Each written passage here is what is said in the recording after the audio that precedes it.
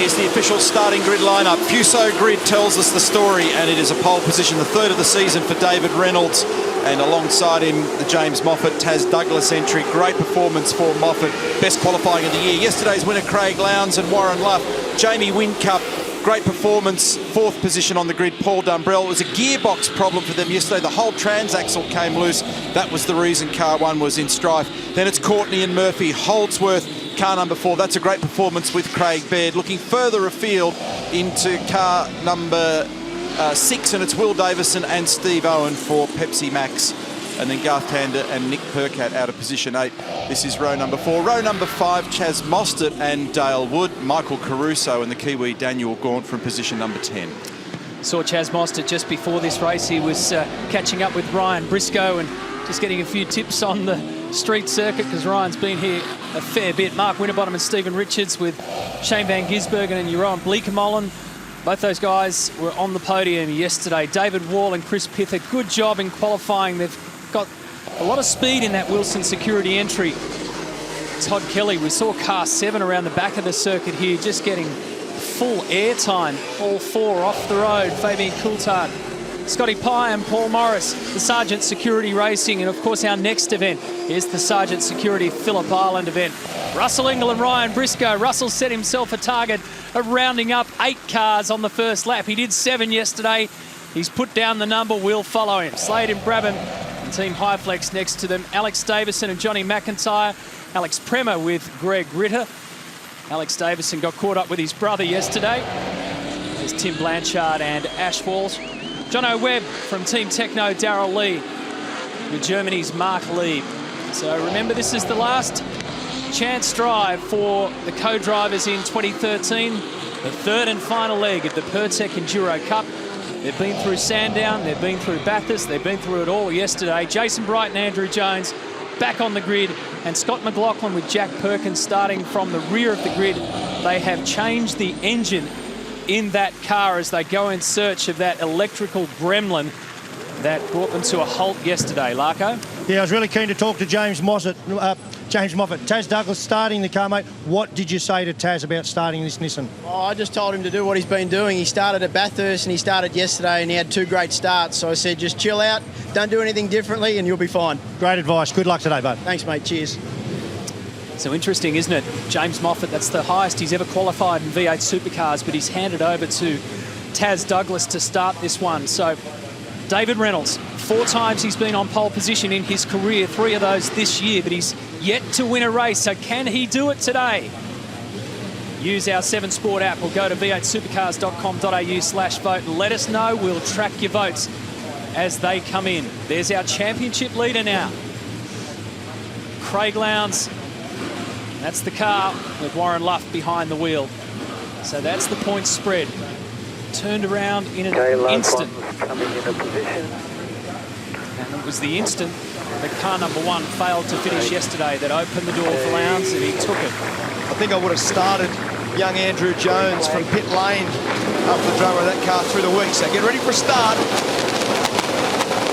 And get ready for absolutely everything, because that's what this circuit delivers. David Reynolds gets the hammer down early. Taz Douglas is trying to get going. He's going to be rounded up by some Red Bulls. Warren Luff took advantage straight away. So car 888 up to second.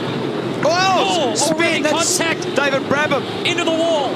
And he's got another car gone into him as well. Mark Lee looks like he's in the right-hand side. So good start from Reynolds. This is onboard car 888. Looking back to Douglas. Wasn't a bad start by the Norton Hornet. It just took a while to get going. Back chicane.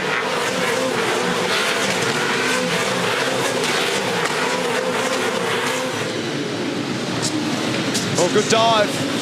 Big dive down the inside for Courtney. Very good pass. Down the inside of Dumbrell. And look at Russell. How's he going with that target of rounding up 8 cars? Car 66. He started from position 18. He's now tucked in behind Todd Kelly and David Russell's entry. So first time around, there goes David Reynolds, Warren Luff, Taz Douglas, James Courtney, Dumbrell, Steve Owen, Baird, Percat, Caruso and Wood make up our 10. Russell Ingall went from 18th to 14th. Whoa! Wild car 36 down at turn 4. Michael Caruso. Sideways. He's very, very lucky to get away with that. He nearly got into the back of Percat's car and the Holden Racing Team entry car too. Courtney's got down the inside of Douglas. Taz Douglas now back to 4th from the front row. Dean Fiore on Johnny Reid.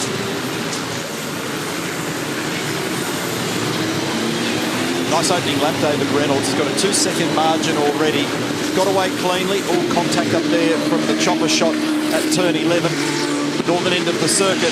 So look at the margin that Reynolds has got here. Perfect start, cleanly able to set his own agenda here. And back in the pack, they're all getting stuck into it. And that's just giving him plenty of freedom. So Ingall got half his gauge. He wanted 8 spots. He got 4 spots. So he was the biggest winner of the first lap with Dean Fiore with 5. They were the 2 guys who made the most ground. So Courtney right up in behind Luff. He's got speed. Fastest lap so far, Courtney. He was covered pretty heavily then by Warren Luff. He got a better run through the chicane. He had pace to get down there, but Warren woke up to the plan and just moved slightly across. Remember, Luff and Courtney drove together back in 2010 and Warren helped James to win the championship. Should have won it here as well, but now it's different cars, different colours, and it's well and truly on.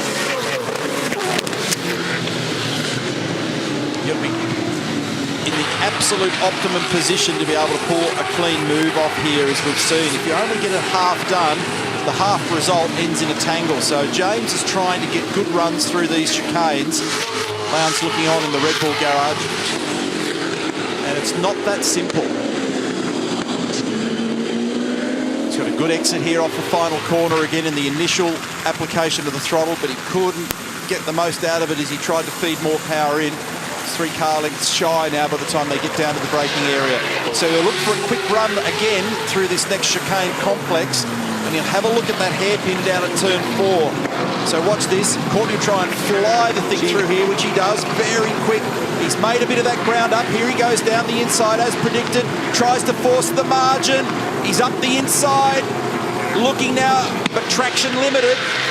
Very difficult to pull off. Now he'll try and outbrake down the inside and he'll hold Warren up high, force him to the wide side of the road and gets it done. But that's a lot of work. Well done, James Courtney. And while that's going on, Crompo, Taz Douglas is being swamped in car 360. So all that started in the braking area at turn 1. That's how much work and application there had to be, and it finally got done at 4. Pretty even start, wasn't it? Yeah. A lot of guys got away really well, but Taz Douglas slightly slow, and the 2 Red Bull cars attacked down the inside. Now let's see if we can pinpoint what happened with car 47. Okay, so he got whacked by car 18. Who in turn got whacked. So whoever it was that got stuck into the Alex Davis and John McIntyre entry launched it, so he was a victim in the process. He's on board with Warren Luff. Look at Davey Reynolds, just margin, plenty of time to think about where to brake and where to position the car.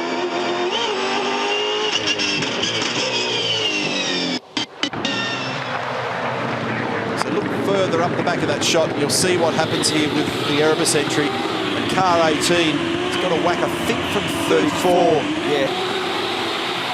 So it was a bump. Greg Ritter entry being shared by Alex Premer, and this was wild. Michael Caruso with the rear brakes locked on the dirty side of the road, and it makes the hairpin even more acute when you go down the left side of the road there. While car 47 was getting tangled up in through turn 1, there was contact between cars 12 and 2. So Dale Wood whacking into the side of Nick Percat.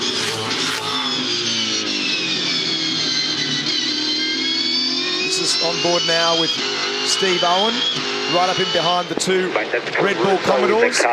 See Michael Caruso now has made a lot of ground on Taz Douglas. Just have a look at the speed. So Courtney the fastest on that lap with 11.76, 0.4 of a second faster than Reynolds. Caruso did a 12.2. Watch Dumbrell. Sits right on the back of his teammate here. In fact, I think that was a rub. On board now, that's Paul to the right of screen. Warren Luff in the foreground, Red Bull entry. Right here in this spot on the racetrack yesterday was where it all went wrong for Dumbrell.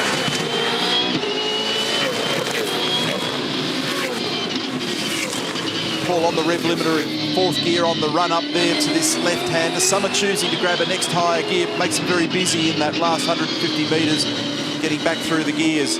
Now we're looking from Warren Luff's car, rearward. Paul's car looks like it's just behaving a little nicer at the moment. Warren's car's just wagging the tail a little bit more, just sliding around a little bit more than car one.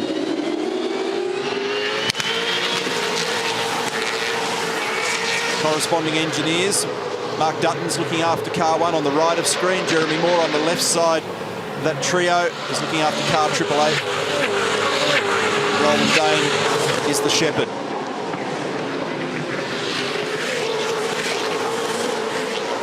Here we go, Caruso down the inside of Owen. Good pass. Nicely done. Very good move, decisive.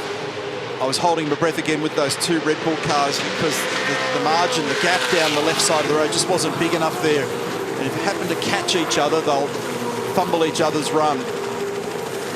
That's why there's a bit of a stony silence in the Red Bull Racing Australia garage at the moment. Something happened there. So Caruso tucks on the inside and he's going to make contact with Dumbrell.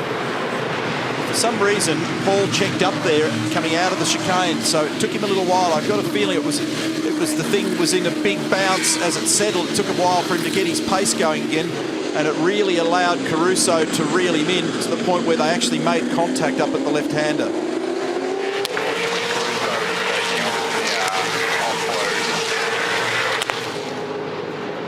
Fastest man on the circuit again is James Courtney as he closes the gap on our race leader, David Reynolds. A little bit further up than this pack that we're watching. So 1:11.214 for James last time around. The gap's 1.4 seconds. And now Michael Caruso telegraphs another move on the inside down at turn 4. Courtney was in a position to win here back in 2010. Got pinged for a restart after a safety car that hurt him. Throughout his racing history, he's typically been pretty good on street circuits. It suits his style. Watch again for Caruso here. Got a pretty good run through that fast chicane in the Nissan Hornet entry, right under the rear wing of the Holden. This is just allowing a little bit more of a breather now for Luff, who, if you remember, only 2 laps ago had big pressure from Dumbrell. So now what Paul has to do is keep one eye on the lead group and another on those that are on the attack. And Caruso is really giving him something to think about.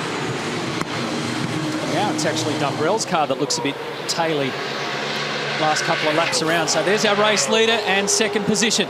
And some of that, Matt, is just as the cars bring all the temps up, temp pressures in the tyres, and you start to get an understanding of what it is you're dealing with. They fiddle with the front and rear anti-roll bars. This foot camp's fantastic. This is James Courtney.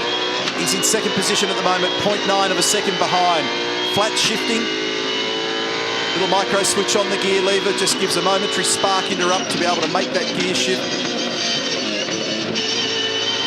Left foot on what's described as the dead pedal or the footrest, just to brace his hips in the car so he can maintain maximum seat feel. Car's got good traction. When you see his foot go from 0 to 100% throttle so quickly, you know that it's capable of making good drive. Look at this up the inside, a mistake for Luff. He's allowed 2 by, so he must have come out of the chicane poorly. That's allowed Dumbrell to get through and Caruso. It happens in an eye blink round here.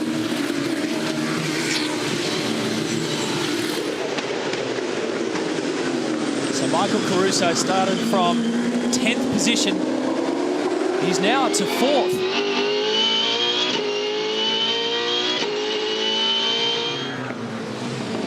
So good speed here from Courtney. Still more than 90 laps to go in this one, but when you're out in front Well, the numbers are always going to go your way, so keep on voting. The 7 Sport app, let us know. Can David Reynolds run this one out all the way to the checkered flag and collect his first V8 Supercar race win? Man, that's fast through there. Over 200 k's an hour. And now James Courtney has well and truly arrived on the back of the green Bottle O Ford. Dumbrell is 3rd. Caruso is 4th. Warren Luff is in 5th spot in the championship leading car as this Sunday afternoon race gets into full swing at the Armour All Gold Coast 600.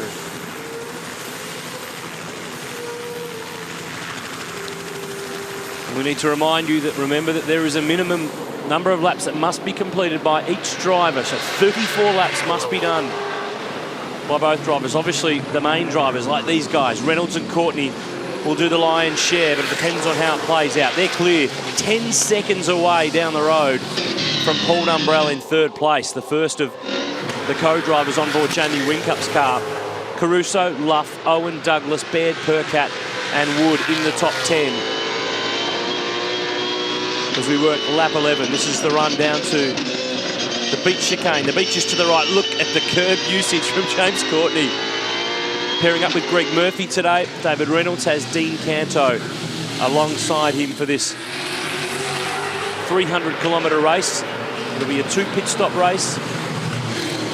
Each car must take on 185 litres of fuel across its stops. And here is a change. Caruso is through to 3rd.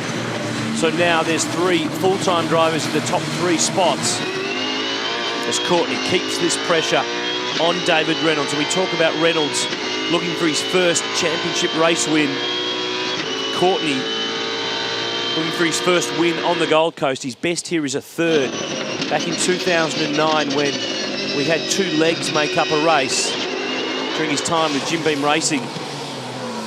But he's got serious pressure here right on the back of David Reynolds. And Courtney failing to finish at Bathurst, failing to finish yesterday. He has slipped to 9th in the championship. At one time, he was position 5. It's a big chunk of points to lose during the Pertec Enduro Cup. Fastest lap of the race so far was Courtney, 1:11.01 on lap 9. We're on lap 12 of 1:02, 300 kilometres for this final race in the Pertec Enduro Cup. Just 4 races to go, 5 races to go in the championship in terms of Phillip Island and then Sydney. All cars still on the lead lap. But it's a good fight at the front. Reynolds v Courtney, long way to go.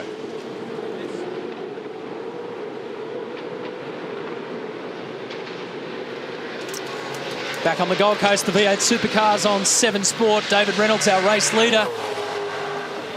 Amazing to think, 2 weeks ago, car 22 was a battered and broken wreck from Mount Panorama. They rebuilt it. Yesterday, it was another battered and broken wreck here on the streets of Surfers Paradise. They've rebuilt it again, and now James Courtney is 0.3 of a second off leading this race. He's been making enormous progress. Very aggressive curb use. He's straight lining them, well, big time there. To the extent that I would worry a little bit about breaking the car. He's hitting them that hard, but he just got a call from Rob Starr, his engineer, to say, think smart, keep the pressure on, but think smart. That's just a little warning across his bow. So this is Caruso getting up the inside here of Dumbrell. He'd already dispensed with car 888 Warren Luff a bit earlier. Here's the replay from the rear bumper. Big pause on the throttle there as we rode with Paul Dumbrell as you wait for the other guy to appear and get it done. So out of the throttle here, yep, he's in your peripheral vision, and then get back on with it again.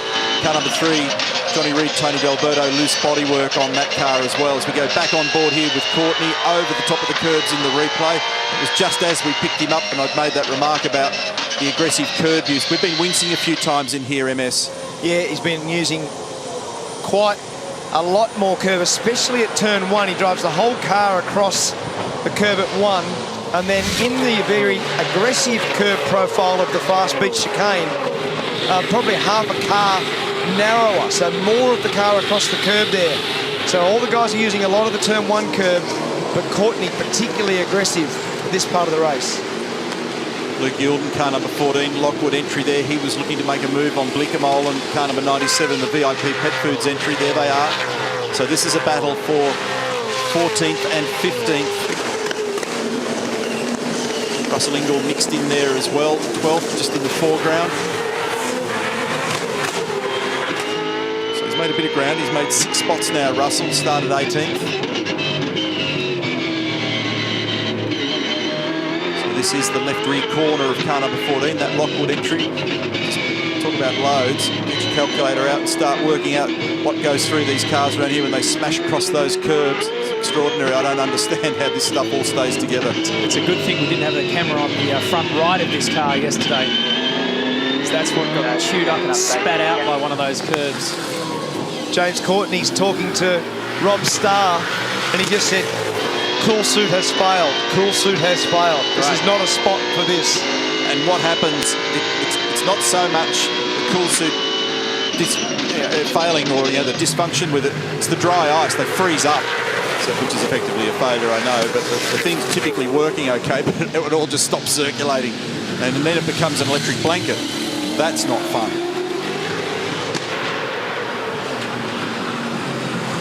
Yeah, and remember that cars are all sealed up for the maximum aerodynamic performance. They've got those little vents in the side windows to give the driver some helmet ventilation, but it's like a pressure cooker in there. It's stinking hot.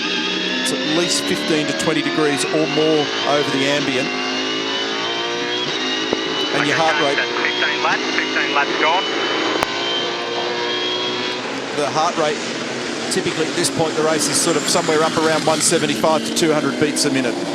Well, just with Craig Lowndes in the garage, and Lowndes, you look remarkably relaxed. Look, Warren Luffy's had a stroke of bad luck there. Lost a couple of spots. You're going to have your work cut out this afternoon. Yeah, we are, Brett. I think that, in fairness to Luffy, I didn't really leave him too many good tyres after we destroyed 2 of our sets going over the curb early in the week. But, of course, he's out there running around and, look, he's out of trouble, circulating very well, and that's all we need him to do. We've been talking about this championship battle that really comes to a bit of a head this afternoon between you and Jamie. You up for this? Oh, look, for sure, there's no doubt about that. It's, if Luffy can stay in the top sort of 4 or 5, I'll be really happy. I think that once we get in, I know that, both of us are on very similar strategy, so it will be a battle on track. All right, we look forward to it. Good luck. Cheers, thank you. Supercars corporate hospitality here in the V8 Supercars Paddock Club, and just happened to run into this guy, 5-time MotoGP champion Mick Doohan, enjoying V8 Supercars hospitality. Yeah, absolutely. The Gold Coast does an extremely good event, and the V8 Supercar guys do it better than anybody else we have around here. And you're here with a young fella. He's over there looking over the balcony, enjoying this great race. Yeah, absolutely. He was in here yesterday and he convinced me to come in, which wasn't very hard today, and I'm enjoying the race so far up the front there. It's quite a good battle. We know you're good mates with JC. You were in a chopper with him the other day.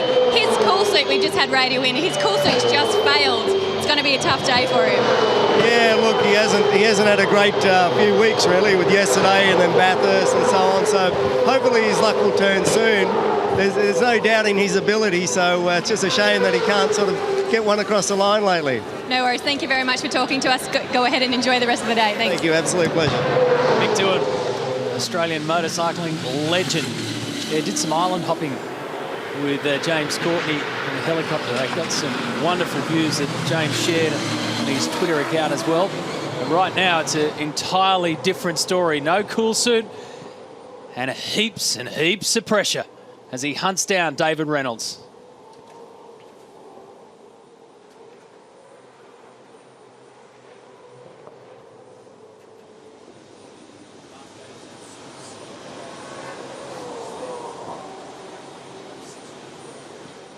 So amazing shots of the way that these cars just rip across these curbs, and it's no surprise that components fail. Now, this is a shuffle.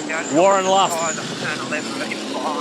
talking about hitting tyres at turn 11. He's back in the pack. He's back to 11th. Stephen Richards is right on his hammer, so he's dumped a pile of positions in the championship leading car.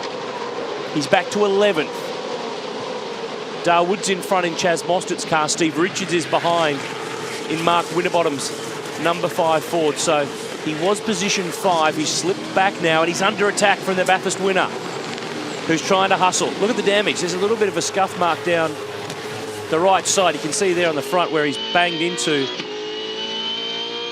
Thought we heard it on the radio that he's talking about turn 11 and tyres, but we'll wait and have a look and see what unfolded to the 888 car. But he's back in the pack now. And look at the menacing Stephen Richards, who's been on double duty this weekend in Porsche Carrera Cup. He finished on the podium and won the final race. Here's a move. Luke Youlden on board car 14 with a move on Dean Fiore in the Dodo Insurance car.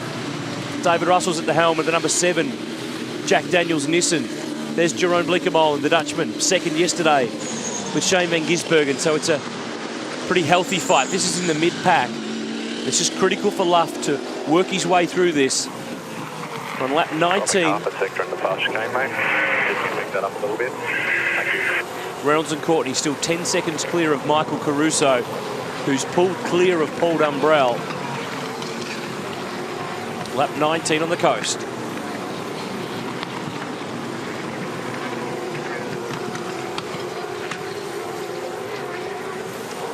Welcome back. Oh, a little touchdown here at turn 4. But there has been some drama with car 888. Warren Luff has dropped a bunch of spots. He's now down to 11th, so it's the championship leading car we're talking about.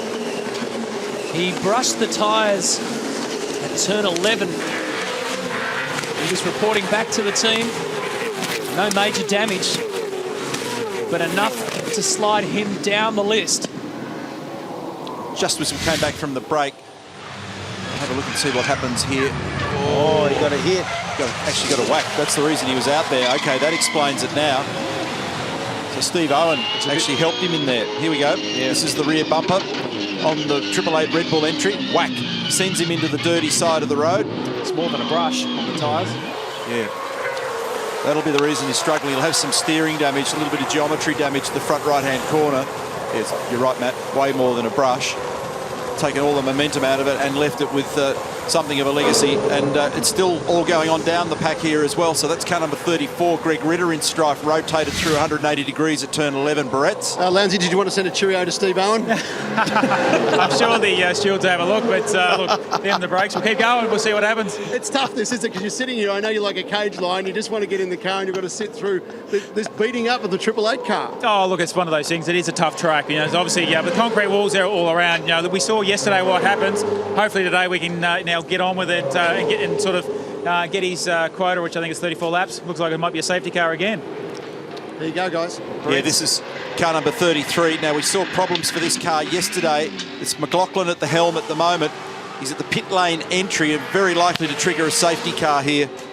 They had a problem. David Weimer, who looks after the engines from Walkinshaw Racing, was working on that car this morning.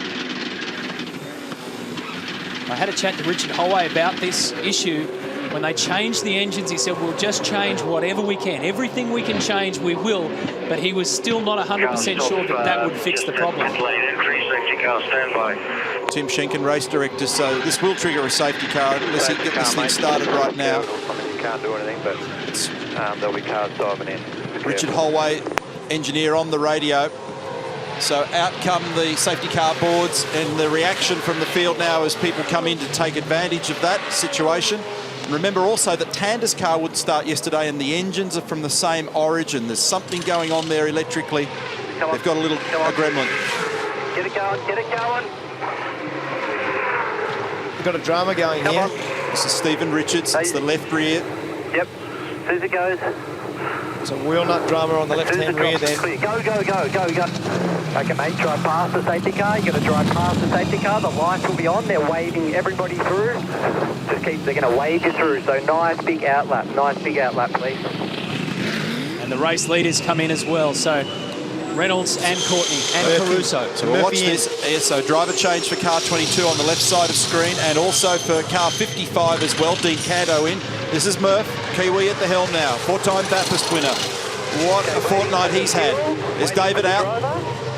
And driver change at car 36 as well. You can see out our commentary window. So Michael Caruso jumps out and Daniel Gaunt goes in. And they'll have a pretty good tyre bank, Matt, because they pulled up short yesterday at lap 60 but they did not finish. So they'll have plenty of tyres at their disposal. So here we go. Out in front.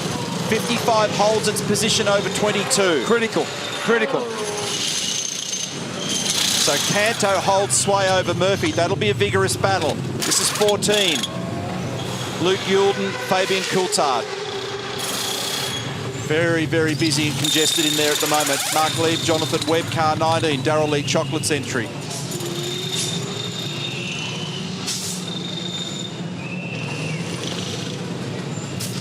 Ingle and Briscoe.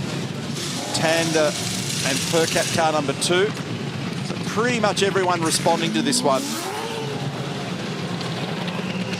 Ooh, Stevie Johnson just finds a little gap. Broken damper, shock absorber for that car yesterday. Yeah, pretty well everyone, Neil, except the Red Bull pit, nothing.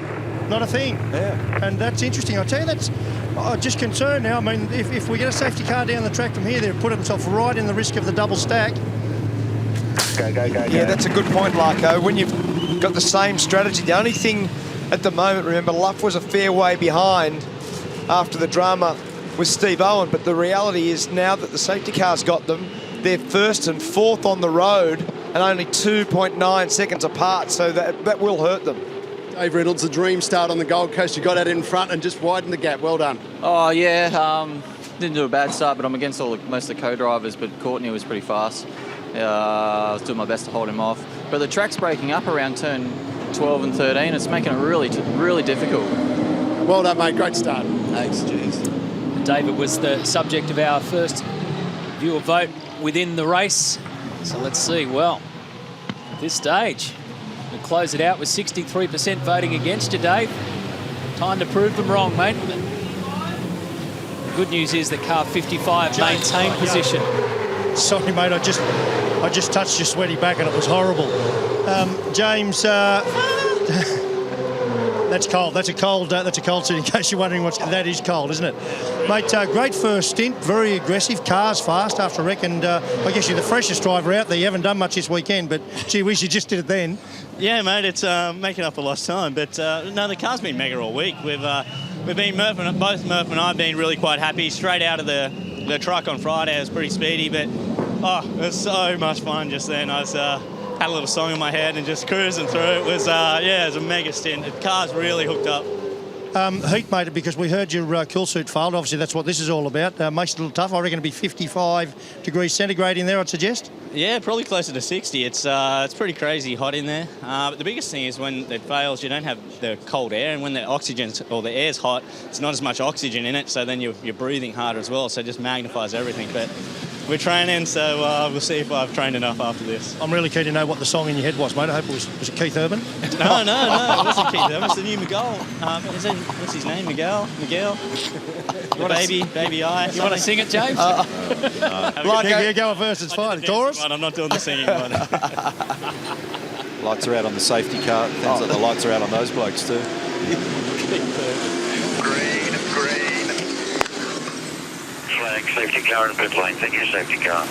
That's the call on the race management channel, which is the cue for the drivers to go.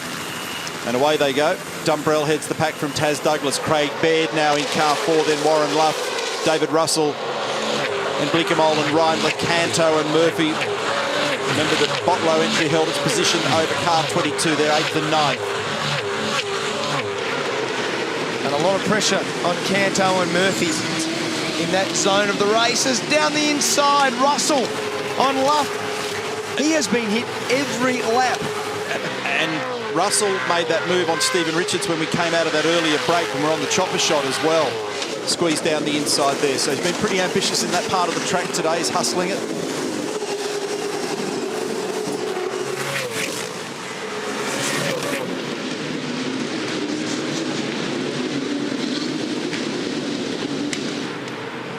Car 4 of Craig Baird ahead of Warren Luff. So is it carrying a wound, is the question. Car 888 after having clobbered that tyre barrier. Pit lane penalty to be served by car number 9 of Murrow Engel and Stephen Johnson. So the Erebus Motorsport SP Tours entry. We saw that was a turn 11. Yes, yeah. We saw the car rotate through 180 degrees from above. This is Canto now trying to put a move here on car 15. Reindler. So the top 7 on the road didn't stop. Marco mentioned, you know, the possibility of another safety car. Well, we average about 4 per race. That's about how many we had yesterday, at least. There's a drama for Steve Richards in car 5. He's slowed up, and we've got him coming into the pits. Yeah, it's got a. It looks like it's got a left-hand rear puncher, I think. Waiting. It has. Yep. Have a look at your damper as well, Ethan. Have a good look. Switch your engine off, please, Richo.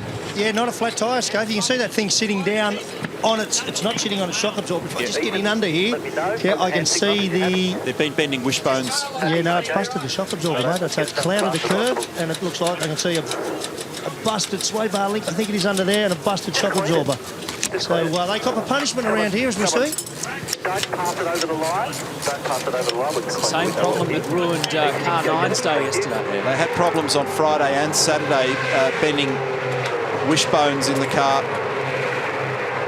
So this time it's a different disease.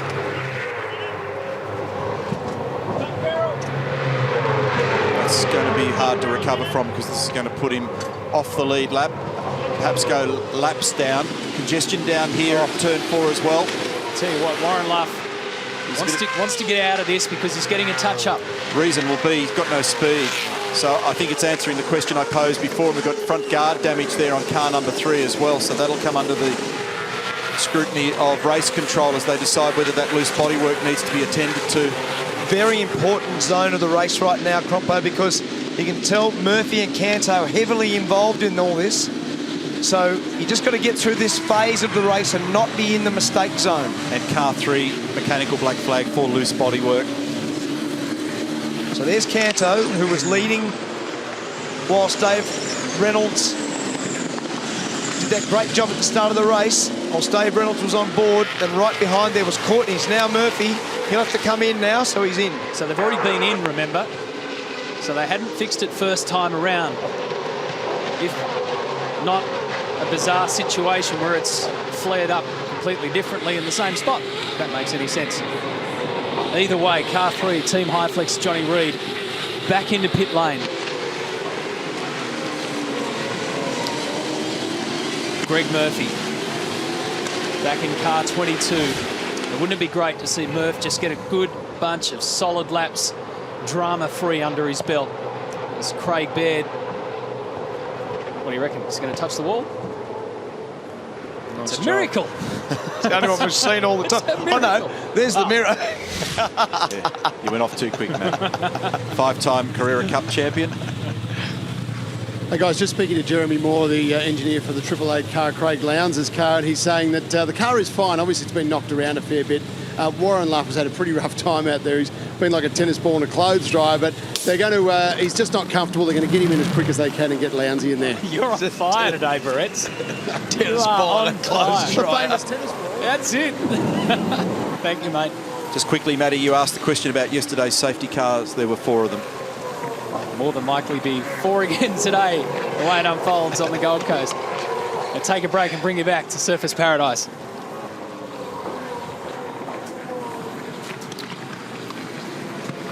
And there is a Nissan going into the garage. It's car 7. It's David Russell. The Jack Daniels car's been put in the garage. Look at this. This is a lunge down the inside. Greg Murphy under fire from David Brabham. And almost contact down at the hairpin that ended up around. No further action will be taken over the incident between Warren Luff and Steve Owen. That's just come through from race control. So it's Paul Dumbrell who leads the way. Taz Douglas is second in the James Moffat Nissan. Craig Baird is third. He's had a great day. Wrapped up his 5th Porsche Carrera Cup Australia title earlier on in the day. Warren Luff is 4th on the road from Jerome Blinkerbolen. Then Dean Cantor. He's the best of the cars that has stopped already. This is Steve Owen. Remember, that car has stopped.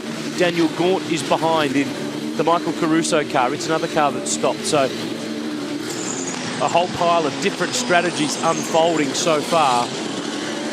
So Red Bull Racing Australia have taken the opportunity to keep their drivers, their co-drivers, Great job, buddy. Really good work. Keep it up. on board. That's Grant McPherson, race engineer for Will Davison, and Steve Owen in the number 6 car that we ride on board with in position 10. They had a pretty solid run yesterday to get back up to 6th place after double stacking earlier on in the race. Shouldn't be a problem with double stacking because the team car, Stephen Richards, is 27th and 2 laps down after that left rear shock change. So we're right on board with the factory Ford. This car next year will be driven by Chaz Mostert. That deal's announced in the lead up to this weekend. What a great shot that is. That's why we call it the beach chicane, because the beach is only 50 odd metres away to the driver's right before they hook through this section in Main Beach. Lap 29, Paul Dumbrell leads the way on board Jamie Whincup's #1 Commodore.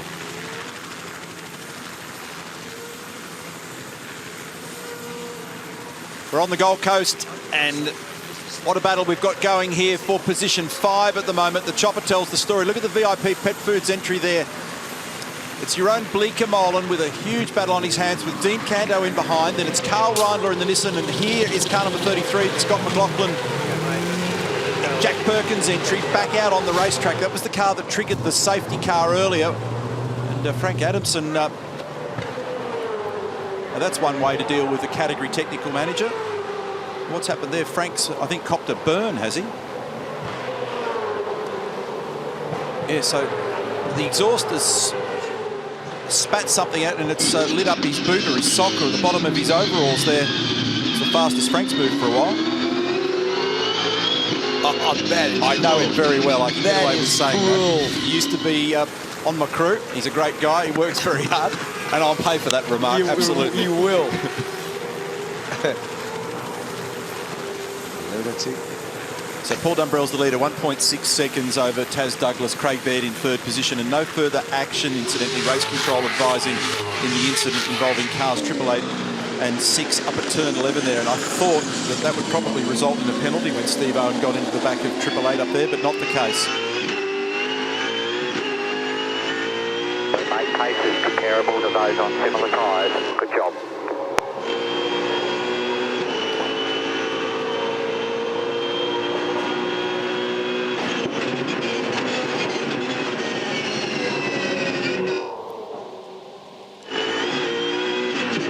Carl Reindler, former full-time V8 supercar driver. This is his 88th career race. Car 15 is 7th. David Brabham steps aside as Steve Owen comes through on a charge. Just an update on what happened to Frank there a minute ago. Matty, it was actually dry ice. It's the opposite of what we were thinking, so it was dry ice that had him hopping in the garage. Would you like to apologise to Frank now, or do you want to do that later? It'll make you hot. You're just going to take he sees you. maximum attack on this one, aren't you? And you'll rush down there. Oh, you should have heard what he said. I've already texted him. I think he knows, yeah. Yeah, guys, and I think there's a little bit more to that car 5, the Ford Performance Racing car story there. When I stuck my head in underneath there, once I replaced the shock absorber damper, the anti-roll bar, this one, if you like, a link that's in there is bent like a banana. Now, it would take another 5 minutes to send it out there. So they've shipped it as is. So that thing won't be working well at all for the rest of the day in terms of its handling. Oh, down here at turn 4, Murph squeezing his way through against Carl Reindler, but then he slots in behind. So that's got championship complications, that story at Ford Performance Racing with car 5. It's going to struggle, no question, for the rest of the day. Let's not forget that Mark Winterbottom is only 49 points off the championship lead now.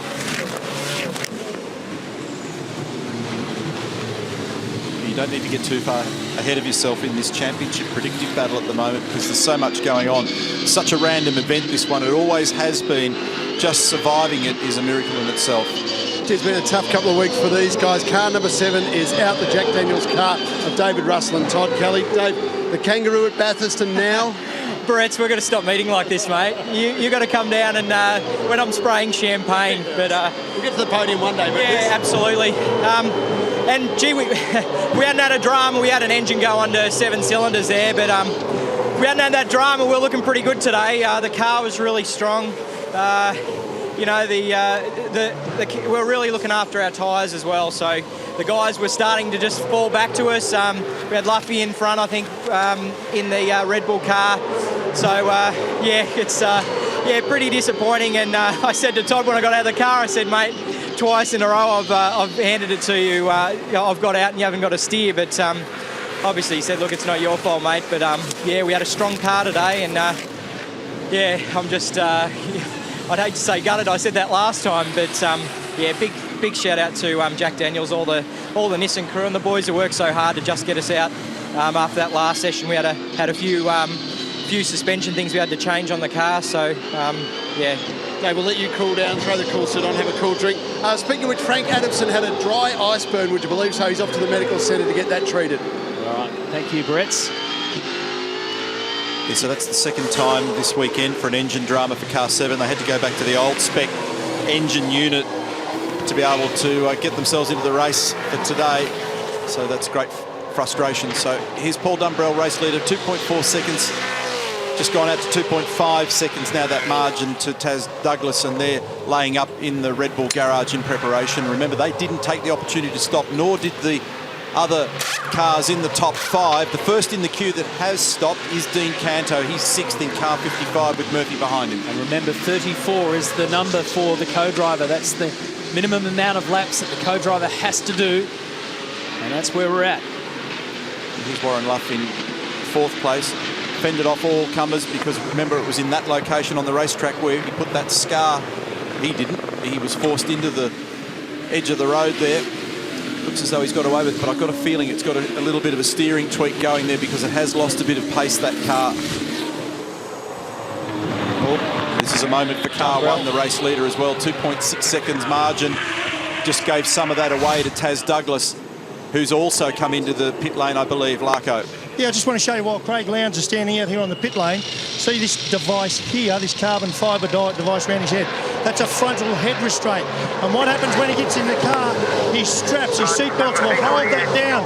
They're tethered to his helmet, and in a frontal impact that will stop his head going first. It's been a great innovation for the safety of race drivers in the modern era, and there's a really good look at one and how it works. It makes it a little bit harder to get in and out of the car, but watch this, this will still be pretty slick. There's Luff releases the belts. Craig dives in. Most of them go in head first now. Gets the hip belts on first, and then there's a driver assistant to help with all the peripheral stuff. Hooking up the cool suit. Look at the damage in the back of Blinkermolen's car there. Monstrous damage. So all the driver cooling apparatus, the helmet vent, the radio. Out goes car 4, Craig Baird. So they left Dumbrell out there. Remember that we've got to that point in the race where covered off the requirement in the case of some of these guys to do the minimum laps for the co-driver.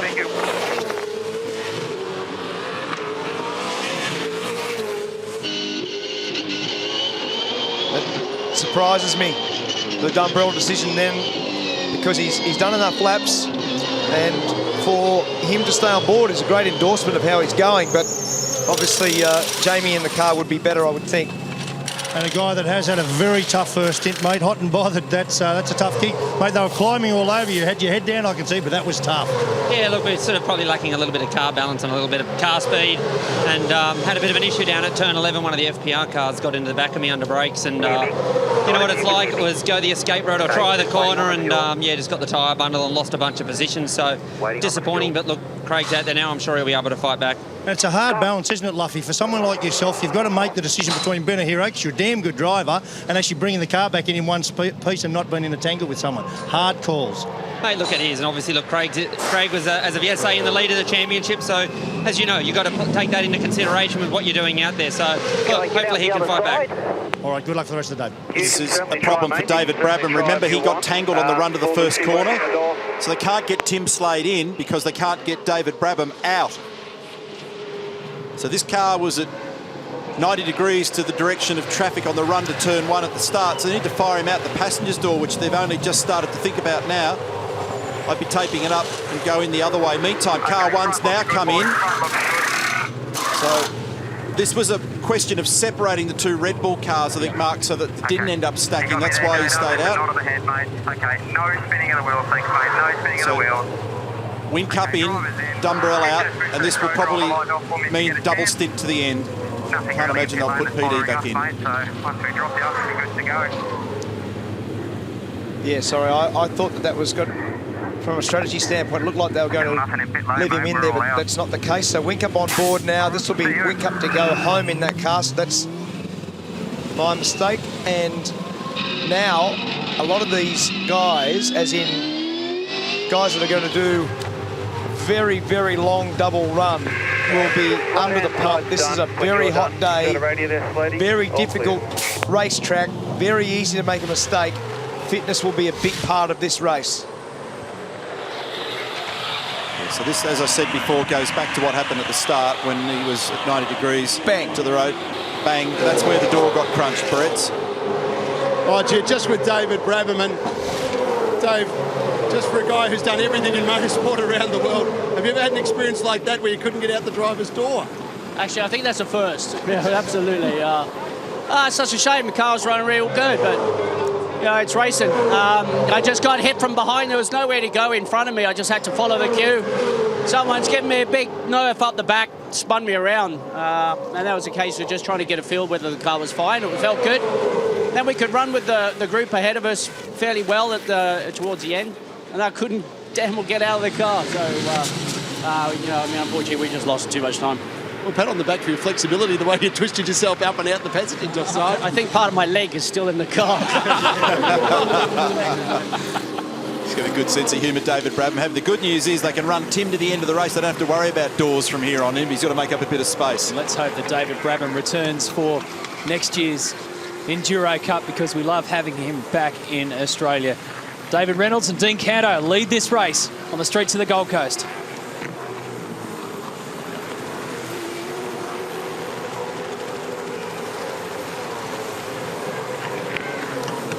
You have to hope that car 47 doesn't get involved in any form of drama. Now, this goes back to what we heard David Reynolds talk about when he got out of the car at the first stint, where you can see some track break up there.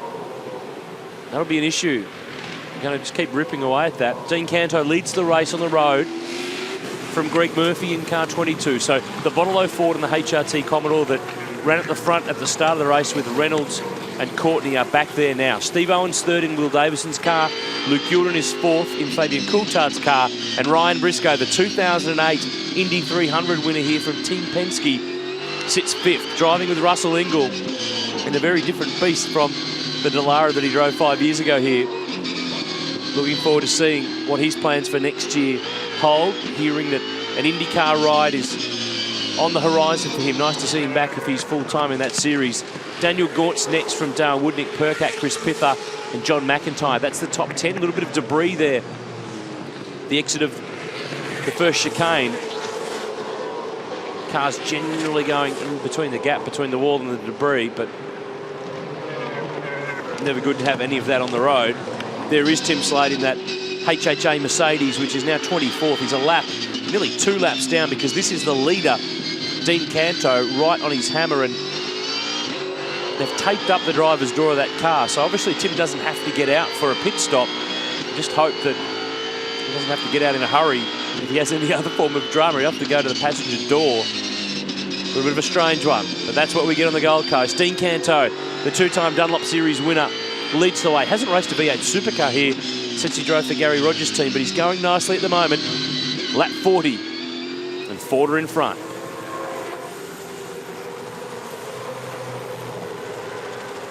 It's a perfect day to laze by the pool and peek over the balcony and watch Australia's best motorsport drivers go roaring by the V8 supercars here on the Gold Coast. Nothing like it. Okay, let's take you all the way back to the start of this race, where David Reynolds started on pole position. Taz Douglas was given the nod in car 360, but Warren Luff rounded him up by the time they got to the first chicane, which, as we just saw, is where the drama happened for David Brabham. He got spun around by car 18, who also got a little push as well. So there was a little bit of chaos in the opening stanza, but They all managed to get through cleanly. James Courtney was on a charge. Only 6 main game drivers started this race. Of course, Reynolds was one, Courtney was another. And this was a controversial one between Steve Owen putting Warren Luff into the tyre bundle at turn 11. Investigation was underway and there was no action taken. Pit lane penalty was served, though, for car 9 for spinning around Greg Ritter, and then the sister car for Fujitsu, Scott McLaughlin with Jack Perkins behind the wheel. Again, same issue as yesterday. Electrical gremlins are shutting down the Fujitsu Commodore. David Russell in the Jack Daniels Nissan Altima was pushing and shoving as hard as he could. Warren Luff was just getting pressure from all directions. This is very, very costly in terms of championship for Mark Winterbottom. And that's what the curbs do around here. And that's put him right down the back of the field. He's only 49 points off the championship lead. And that's a new one for David Brabham's long and stellar career in motorsport. Couldn't get out the driver's side door. Now, those driver changes are hard enough. A little bit harder when the bloke can't get in and one can't get out. So Tim Slade finally creeped through the passenger side and he's in the car. We've got some panel damage and bodywork loose here on 360 of James Moffat. So he's down in 18th. And this will be the reason why. Just grabs the side mirror and flips it up in the air and dispenses with another V8 supercar mirror. And that would have also just grabbed that front left guard there and given it a yank. Up the front, Dean Canto is 0.6 of a second off the lead. Greg Murphy, he is chasing him down. Steve Owen in car 6 is third. The replays keep coming and the hits keep coming. It's Rick Kelly. He's a bit lucky to walk away from that one. Yeah, and isn't that great vision to get some sort of demonstration of how you've got to drive a car around here? I mean, it's a bit of an art form that's exclusive to this place. And one of the keys is as you approach those curves, you've got to time the release of the brake just perfectly so you unload the car and it goes across there. It's almost like a ballerina, very beautiful. But at the end of the day, if you just carry the brake in too far and wake the curb hard, you're in a heap of trouble. That's why we see bent rims and broken shocks and all those sort of things. It's an art form, but talking to the drivers, it is very, very hard when you're parked up the front of another car to actually make that reference because you're going to be millimetre perfect, and if you can't see it, very hard to make the judgment. It's that fine line weekend, unlike any other that we have on the V8 Supercar calendar. So 60 laps to go here. Final leg of the Pertec Enduro Cup. Car 55 started from pole position. They continue to be out in front of the Armour All Gold Coast 600. And remember, there's another 150 points on the line today in the V8 Supercars Championship for the win. This is the car that leads. Dean Canto is at the wheel. Has won in V8 Supercars before. It was a reverse grid race at Barbagallo in Perth in 2006, and he won on the last corner when the Kiwi superstar Paul Radicic was tipped into a spin and Canto rolled across the line to win. Not quite the same. This is a genuine enduro. Runner-up at Bathurst with Reynolds last year. He leads Greg Murphy at the moment. This is a fight between Greg Ritter in 34 and Mark Lieb, the German Porsche factory driver, who just slots in behind. That's for 11th on the road at the moment. Both of those cars have made a stop now. Remember that the championship contenders have had varying days. Craig Lowndes, points leader, coming in. He's now on board that car. It's back in 22nd, but obviously things will shake out after those pit stops. Here's a drama. Car 9, Stephen Johnson at the wheel. The SP Tours Mercedes looks like it's got a similar drama to yesterday. The rear end has collapsed in that car, and that's devastating. He has been in great form this weekend. He's outpaced Maro Engel, but the car has let go and he'll limp it back to the lane. He was in the mid-pack. But getting back to the point about the championship leaders, Wingcup's car with he now on board is 19th in the race. Winterbottom, of course, His car has got Stephen Richards still behind the wheel after that delayed pit stop. They're 25th. Will Davison 4th in the championship. Okay, mate. Okay, we're going to get you to drive straight in the garage. His co-driver Steve Owens 3rd. So could Will Davison eat into the margin and close it all up between the top 4, heading to Phillip Island in a few weeks' time.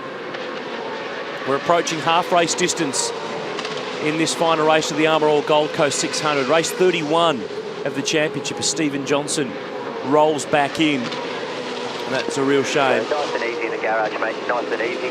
Chris Stuckey is the race engineer for the number 9 Merc. This is 88, Dodo Commodore, Matty Halliday at the helm, and Jamie Whincup trying to get by. Lap 45, long way to go on the coast.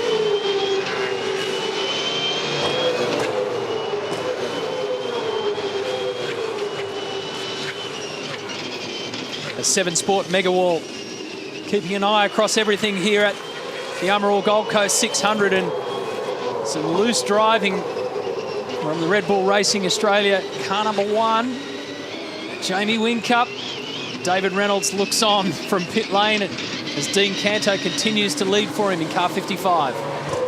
And in car number 88 at the moment, the Dodo insurance entry, you've got Matt Halliday, the Kiwi, driving the car. He's talking about having no rear grip. We had a shot of him there a moment ago, just fiddling with the anti-roll bar adjusters in the car, looking in his rear view mirror all the time. He's got Whincup right behind, who's trying to get a move on him now just to clear him. Okay, now Halliday in that car. Yeah, so Mark Dutton just explaining to Jamie Whincup who he's racing. It's always very important to have that kind of information. Helps you form an opinion on what to do and where. And many of these guys have been together on race tracks at different times. So he actually just suggested, Matt Halliday, maybe it's a tyre blister or something. He thinks he's got some sort of a real issue going on there. So he's sidestepping people at the moment in 88. Car 9 is back in pit lane, boys. Stephen Johnson, Maro Engels entry. Looks as though it's got exactly the same problem as yesterday. Rear suspension fail on that car, and he had to limp it back into the garage. Car 55 and 22, Dean Canto, Greg Murphy leading the race at the moment. Botlow entry in the Holden Racing Team entry. They'll be trying to get to the critical lap that Mark Larkham talks about all the time. Here's car number 9, and in replay here, probably the reason why we've seen a suspension failure. Another of these cars has just copped a big clobbering on that inside curb, and then it smashed the right rear suspension and failed at that point. Huge velocity. We're seeing anything over 1.5 to 2 metres a second, which in shock absorber value tracking land, that's huge numbers. We don't see them like that anywhere else during the season. Yeah, Steve Johnson, the pictures really tell the story of what happened there, just a suspension failure. Yeah, it's, I don't know what happened. It just we went into turn 1, 2. I just looked on the replay, and by the time I got over the inside of 2, you could see the rear wheel flopping already. So I don't know what it's busted when it's hit that curb. So I don't have much luck with these left rears this weekend, am I, Brett? It's okay, Stevie. We'll see you soon, mate. Cheers, mate. Yeah, we saw that vision, and it's unusual for the wheel to drop down like that. So it's actually broken in the braking area as he turned up the corner, because it wasn't the curb that actually did it. He was at the middle of turn 2 and the wheel dropped down, so it's broken on the way to the apex for turn 2. A bad sportsmanship flag, car number 36, Daniel Gaunt's at the wheel of the Nissan Hornet entry at the moment. Consistent shortcutting, so once he's been warned, if he gets another one, he'll get a black flag. Here's the guys I was talking about a moment ago. Now, they're going to be doing everything they can at the moment to get to around lap 60, 61. On my numbers, they can, but it's a little flaky to make a judgment on a green race when you're not exactly sure of the individual fuel consumption. But what they'll be looking to do is get to that moment where they can fill up one more time and get to the end. Car 36 also copying a little tap from behind there from car number 12. That was a bit willing, so Dale Wood's in that entry at the moment, car 12. And once they get to that critical lap that Mark talks about, fill it up, driver change, primary driver into the end, which would be David Reynolds and James Courtney. A little battle looming here because there's a couple of different strategies that are going to merge later in the race. Keep an eye out, obviously, car 1, and a couple of others I'll update you. Good drive here from Luke Youlden, partnering with Fabian Coulthard. Down the inside now for Murphy. Has a little bump there. Steve Owen might actually be the beneficiary of this. Now, yeah, Greg had a look, decided not to, but then decided to reignite it. So that just got awkward between them then. So they started Fabian Coulthard and Youlden started in 16th position. They're currently 4th. Ryan Briscoe and Ingle started in 18th position. They're currently 5th. So very good runs for both those Commodores. And you can add car number 6 to that equation I spoke about before, because they took that first safety car opportunity when car 33 stopped out on the racetrack. So they're on the same strategy in the Pepsi Max Ford entry as well. They're trying to get the thing to that next position so they can refill and get home. Car 14 you can add to that as well, doing numbers on the run here. Yeah. The problem they've got is they're locked in. You've got to get to 55 to be able to get out and serve your co-driver numbers, but you can't get home from 55. So that's going to hurt them without a safety car. There's a bit more to play out in these stories at the moment. Remember that the way in which these races are arranged, the minimum requirement for the co-driver is 1/3 of the race. You can do as much as you like, but in some cases, not all, the primary driver can be quicker, and so when you can get him in the car, there can be a gain there. But again, that's very much a team-by-team proposition. Alex Davison's behind the wheel in car 18. He's fighting to stay on the lead lap. And he's been shown the blue flags, which means he's got to yield. He's got Tim Slade behind him at the moment in car 47 with the driver's door taped up. Yeah, you boys were wondering about Russell Ingall's performance yesterday. He puts it down to himself. The engineer puts it down to the car and the team. Julia puts it down to this shirt. That's exactly what she told Russell yesterday. Julia, after a bit up and down year for Russell, but yesterday really was a great performance. Yeah, it was a good day. It was really good for the team. He's had some tough results and a few unfortunate incidents, so it was awesome that for the whole team that they got a good result. The best advice the enforcer has ever had in his entire career. Oh, here we go. Look at this down the inside. Thanks for the update. Oh, 22 through. So Greg Murphy on Dean Canto after a couple of little looks down the inside. Didn't quite get it done. 6s in as well. So Steve Owen, Will Davison. So sorry to step on you there, Rihanna, but it's all going on all of a sudden. All good. Okay. How's Julia? About 6 seconds to go, Good roughly. shirt. She's woman of the match, isn't she? Have to put up with him every day. Let's have you co-driver low when you're ready. Go, go, go, go, go, go, go. So these guys are well in the hunt. Mate, cold tyres. They can't get home from here. They're going to have to stick some fuel in. So out they go in car 6, the Pepsi Max Ford Performance Racing crew. But what a move by Greg Murphy to take the lead off Dean Canto. Car 22 has been battered and bruised so much, now it's in the lead.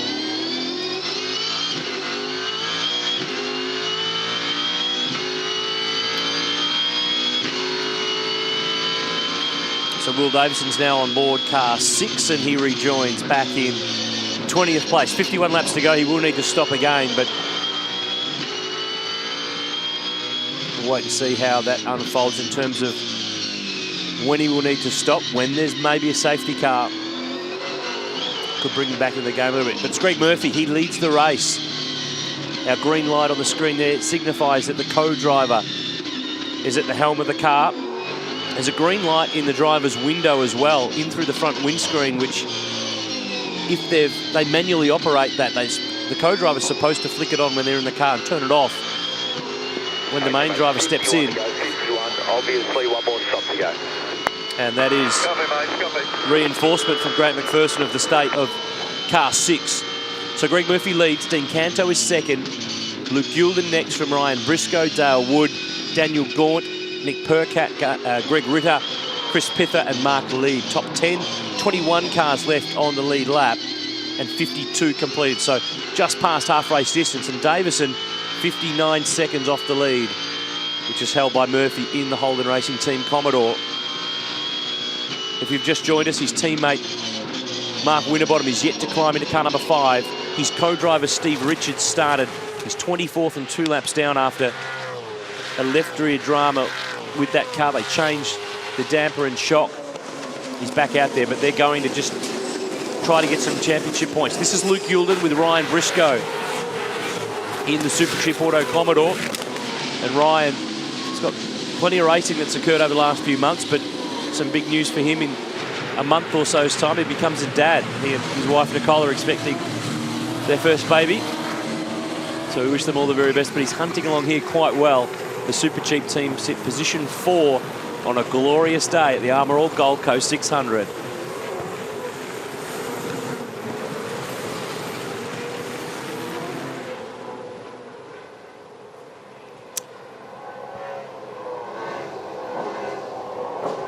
Just breathtaking vision of the V8 supercars being thrown around this circuit. These curbs make all the difference here.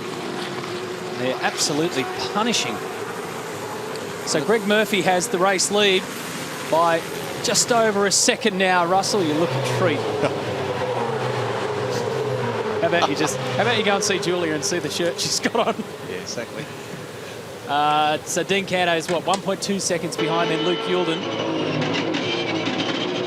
This is car number 14. Speaking of curbs, boys. That tyre sidewall is 12 millimetres shallower year on year. That'll have a big impact on ride and behaviour around here. Look at the distortion in the tyre.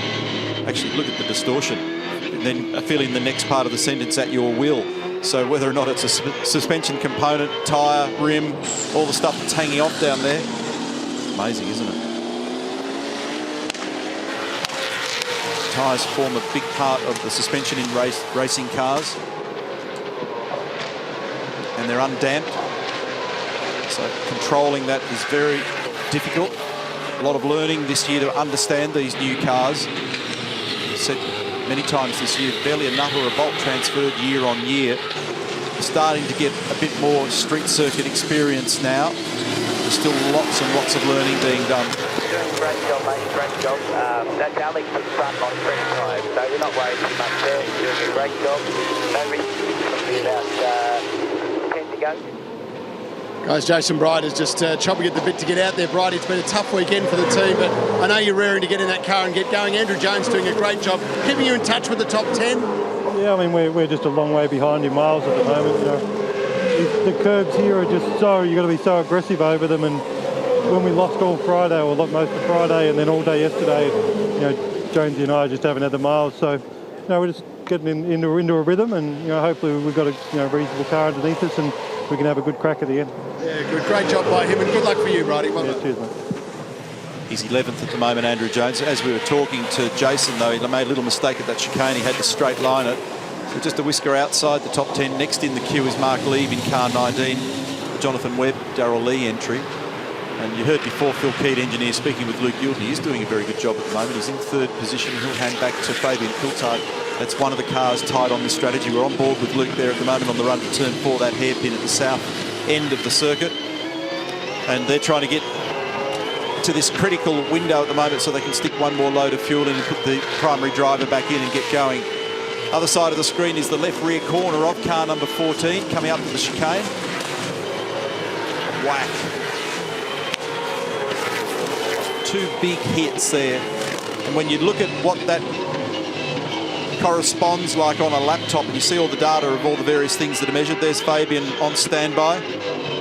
Bad day for them at the office yesterday. Broke the suspension in that fast chicane in the front left-hand corner of the car, so no points. When you look at the data, it goes off the scale. He's been a race winner this year, had pole positions, Coulthard, been in championship contention. This weekend is hurt, but this is the road to recovery at the moment. Good solid points haul in the sort of position where they're at the moment.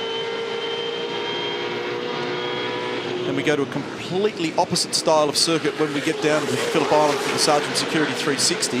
But then at Sydney, it's back to this style of racetrack again. And a lot of what's been learned here this weekend can apply to Sydney. Well, they're leading the race now, but there's still more than 40 laps to go. Yesterday, this car was ripped apart. This part of the circuit 2 weeks ago, exactly the same thing. Murph behind the wheel and into the wall, so it's had 2 major surgeries in 2 weeks. So let us know what you think. Will their luck change today? Cando's getting held up here at the moment, quite substantially. Car number 88, Matt Halliday. Seriously. So race director Tim Schenken's onto it as well. So this is really elongating that gap at the moment. Canto hasn't been here since 2007, so he's reacquainting himself with this place. Remember, we've gone to these 3 Enduros now, so Dean will get up the inside here and get this done before they get down to turn 1. But check out the air gap between 22 and 55 now. So the team's been advised of the Dodo Insurance entry. It's gone up on the computer. Here's the gap. Check it out. Look at that. Seriously, that's 100 metres. 3 seconds. All that chat about curbs and the damage we've seen on cars, so just let me quickly show you a couple of things. This is the diff as we used to know it in our old specification cars. That's called a live axle. We all know how that works. So when you hit a curb and the whole diff as one moves, hence the word live axle. Now in a new specification car, these ones we're racing today, we've got what's called independent rear suspension. And it's very much like the front of a car. Now, if we're looking at the back of the car, this is what's called the transaxle. It's the gearbox and diff in one, and the suspension pivots around these points. So when we hit a bump, the road's on that side, we hit a bump on this side, that side can stay still and this side goes up and down. Now, drivers love that because it means they can attack the curbs harder, because like this one, it doesn't upset the car as much. But as Neil was saying earlier, 1.5 metres per second of shock shaft speed. This is the shock absorber. So that means that shock is going in and out inside itself at 1.5 metres per second. And it gets to the point where it just can't suffer the big hits, and generally it breaks just about there. And that's what we're seeing today. In that point, that's where the failure is. Well done, Larko. Yeah, so that's the velocity of the shaft speed. There it is now. That was the Larko cartoon. Here it is in reality. And at that point, of course, it can't travel that far because the shock absorber, the damper, doesn't have that much travel available to it. But the velocity of it at that point, I've actually seen one that was 2 metres a second this weekend. That's a staggering value. Almost an infinite number. It just pounds straight. The graph goes straight up through the sky. And the loads, I mean, goodness knows how you could calculate what kind of load goes through there in kilos, but it'd be a big number.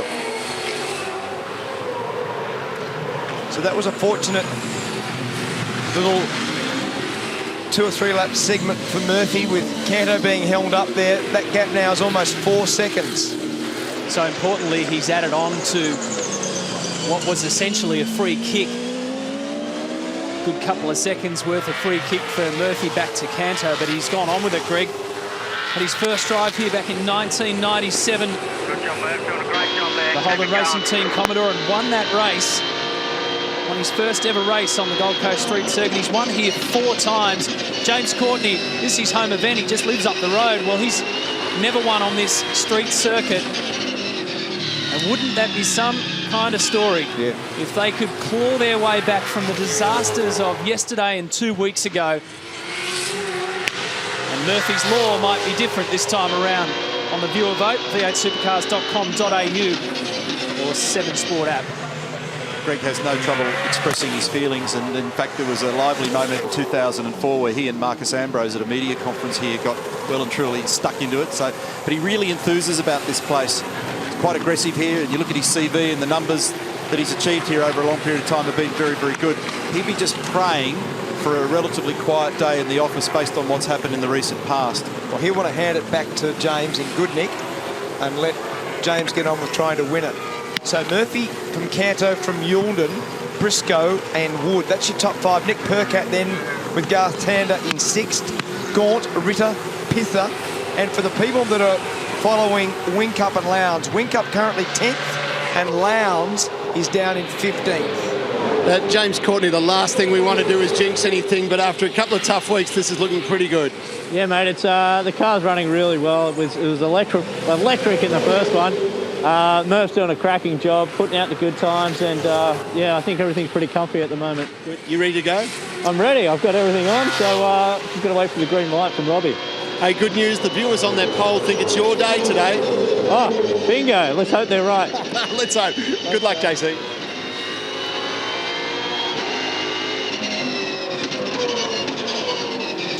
So remember, no cool suit for those guys. A cool suit failed early in the race for Courtney, so that'll be a test for him when he gets back in. Now they're preparing at Red Bull, I know, for Lowndes to come in very shortly. So we've approached this critical lap phase now. So they're on the 61st lap. Within the next 2 laps or so, you're going to see reactions up and down the pit lane as people gear themselves up for the final run. It's going to get very busy. We'll have to untie all this for you. At the moment, it's 4.5 second margin. Greg Murphy over Dean Canto.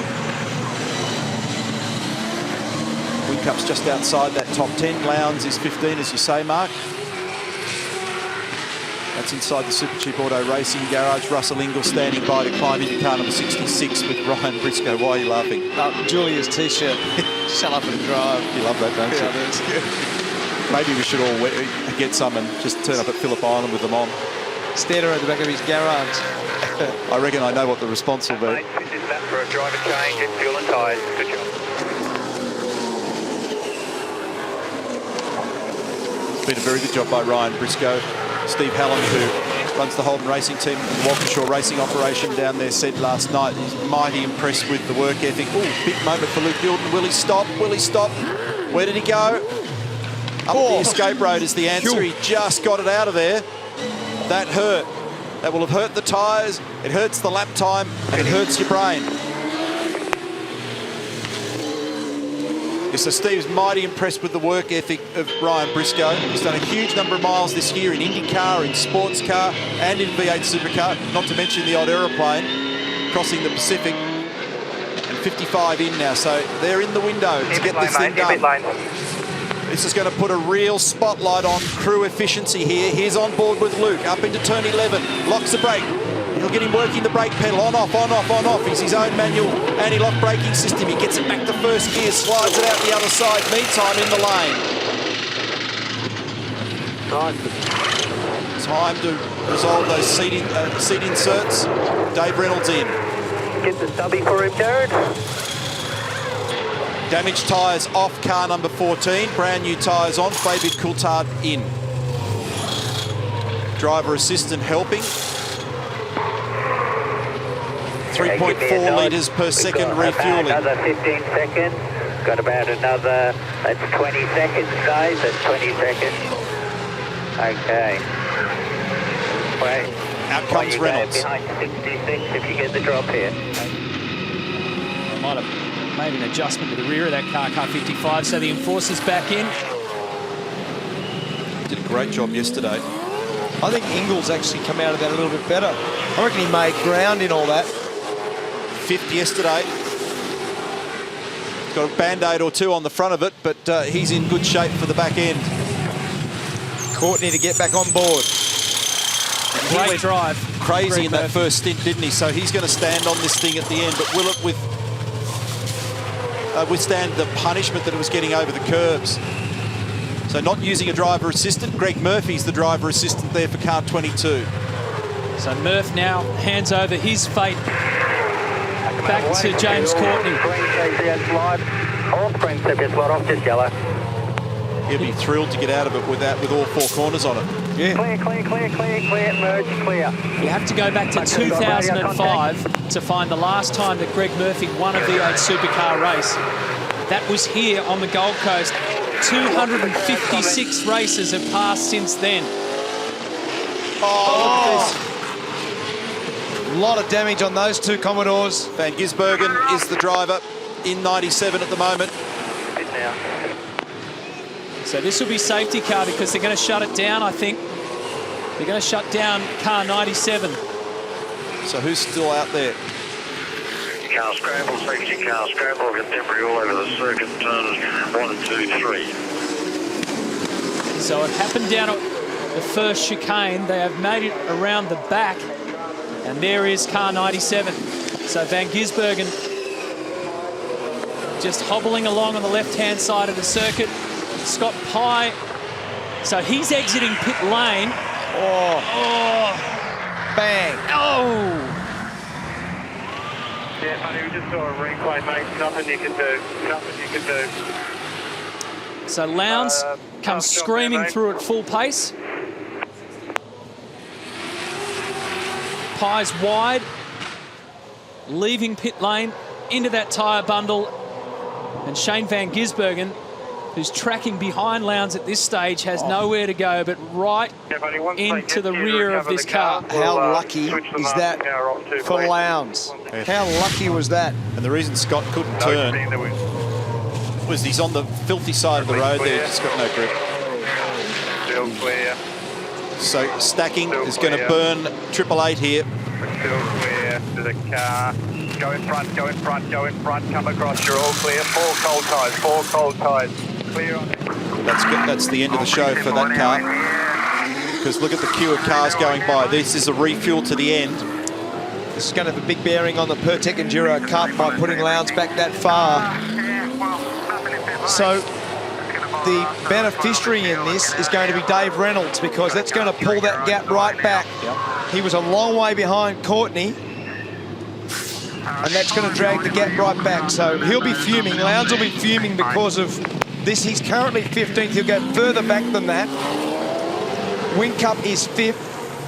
And the simple equation for Craig Lowndes in the Enduro Cup was if he finished 6th, he wraps it up today. Look at Scott. He's out in the grey. All that debris out there. He's got a huge amount of steering lock on to the right, and he's a passenger. And how it didn't pop out and go bang and knock Lowndes out is unbelievable. That is so lucky. That would have missed by nothing.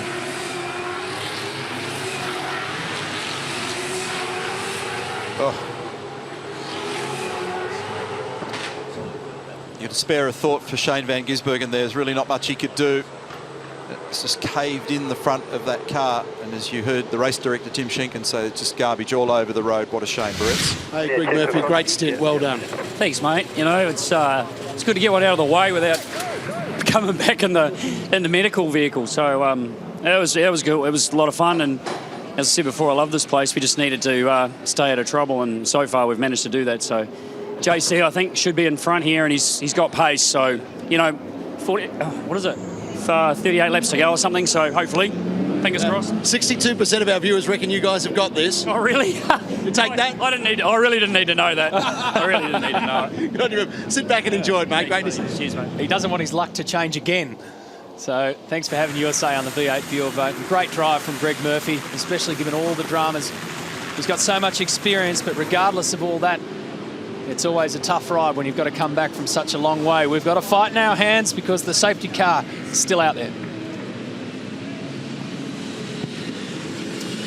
So we're on lap 66 here on the Gold Coast. Let's give you the order and who is where and what it all means. James Courtney is behind the STP Pettis Chrysler safety car. He is the race leader. A couple of lap cars behind. David Reynolds is second in the race. He's 4th in the queue. There he is, the green 55 car. Russell Engel, the enforcer, the 05 V8 champion, is 3rd. Fabian Coulthard behind is 4th. Then Jamie Whincup, James Moffat. Lee Holdsworth set some really fast splits in the Irwin Mercedes. There he is. He's 7th. Then Rick Kelly, Garth Tander, Will Davison 10th. Prema, Caruso, there's Chaz Mostert. David Wall, Tim Blanchard, there's Lowndes, he's 16th. Jason Bright, 17th. Alex Davison back on the lead lap in 18th. And Jonathan Webb, 19th. But this is his teammate, Shane Van Gisbergen, who has been eliminated in an accident that reminded us a bit of 2010. Remember when Garth Tander came out of the pits and understeered off on cold tyres into the fence and bounced out and wiped out. I think it was one of the Fujitsu cars from memory. So it's happened to the best of them, but Scott Pye's been caught out today. That's a shame because he and Paul Morris had a pretty good run yesterday. They were 6th, of course, at Bathurst, and they've been solid here this weekend, but that car will leave the coast with a bit of damage. They were 13th yesterday in the first race. So on lap 66, 37 to go, we're approaching the 1.5 hour mark. So can Murphy get his first win since 05? Can Reynolds win his first race? Can Russell Engel win his first race in a long time? And can Jamie Whincup wrestle back control of the championship with his teammate way back in the field, Mark Winterbottom way back in the field, and now on board car number 5. So this is a chance for Jamie to claw back some ground, but we're set for an exciting second half on the Gold Coast.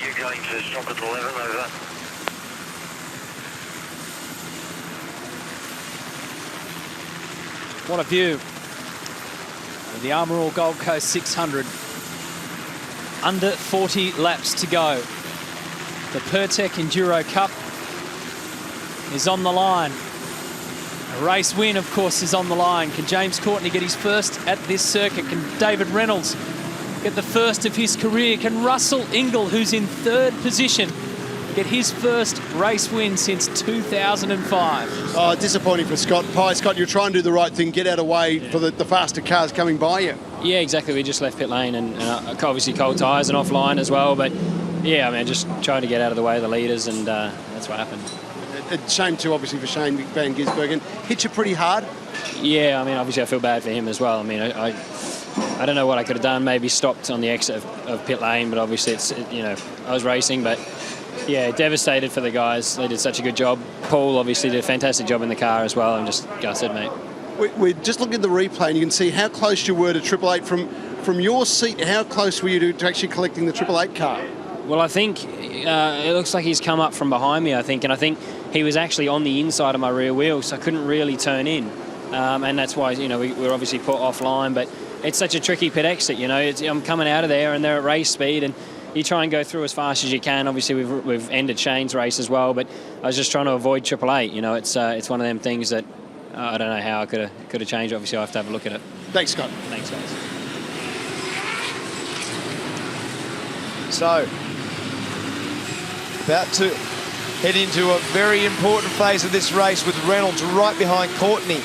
Great to see Russell Ingall up in 3rd spot, starting 18th. There he is right there. Fabian Coulthard behind him.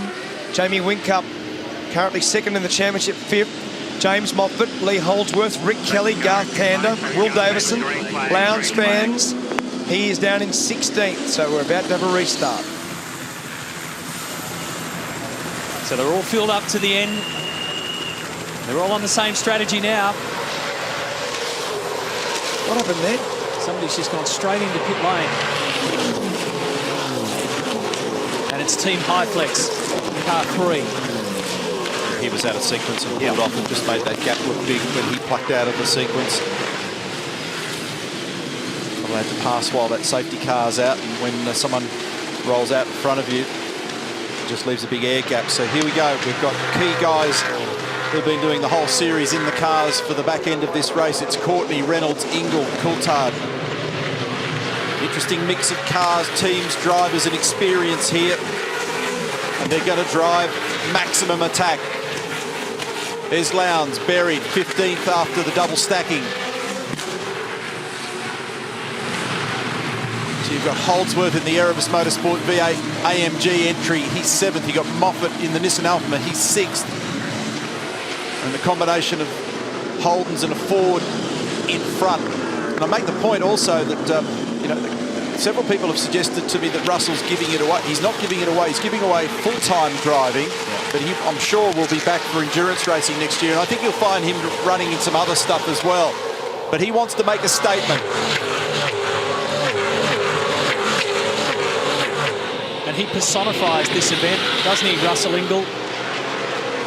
This is where he lives. Good run, David Reynolds, through the chicane then, put him right under the rear wing of James Courtney. If you think about the restart, Reynolds has made really good ground. Very much so. It was a big gap that Courtney had at the restart. Yeah, so after Delberto peeled away, there was just a huge air gap that we spoke about.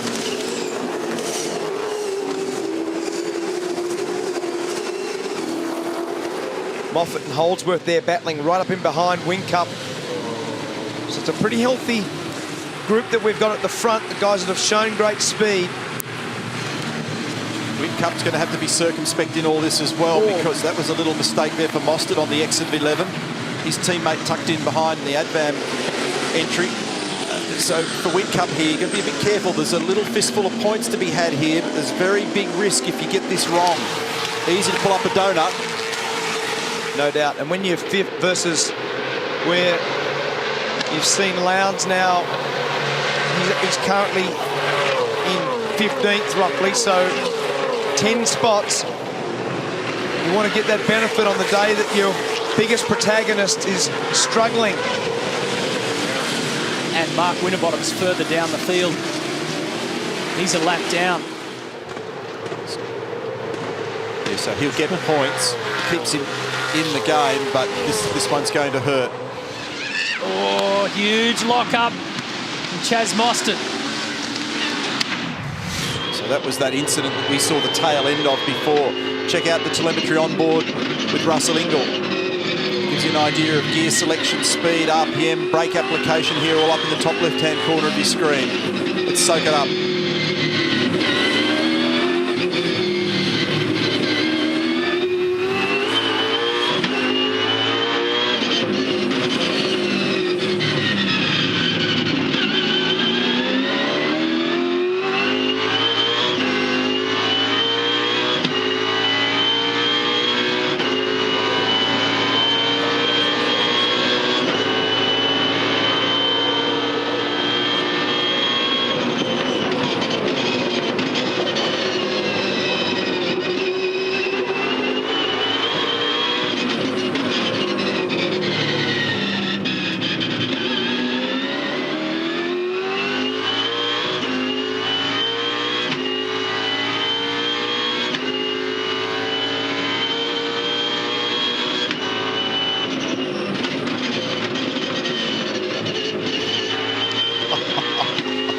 Isn't it great?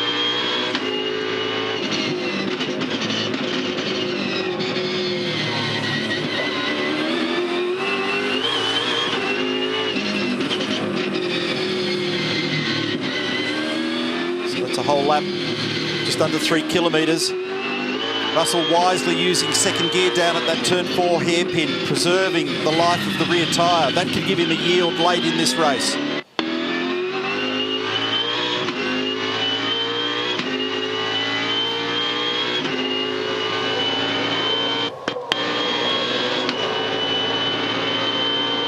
It's been 260 races since Russell Ingall, the last one of the 8 Supercar race. It's been more than 120 since he's been on the podium. And wouldn't they love it today that Fabian Coulthard wants to argue the point down at turn 4. Oh, he's going to...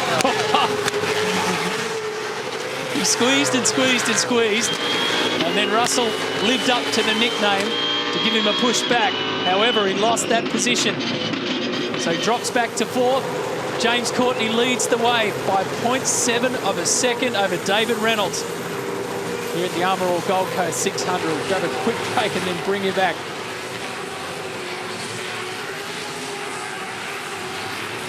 So 30 to go. And Courtney and Murphy in front for the Holden Racing team.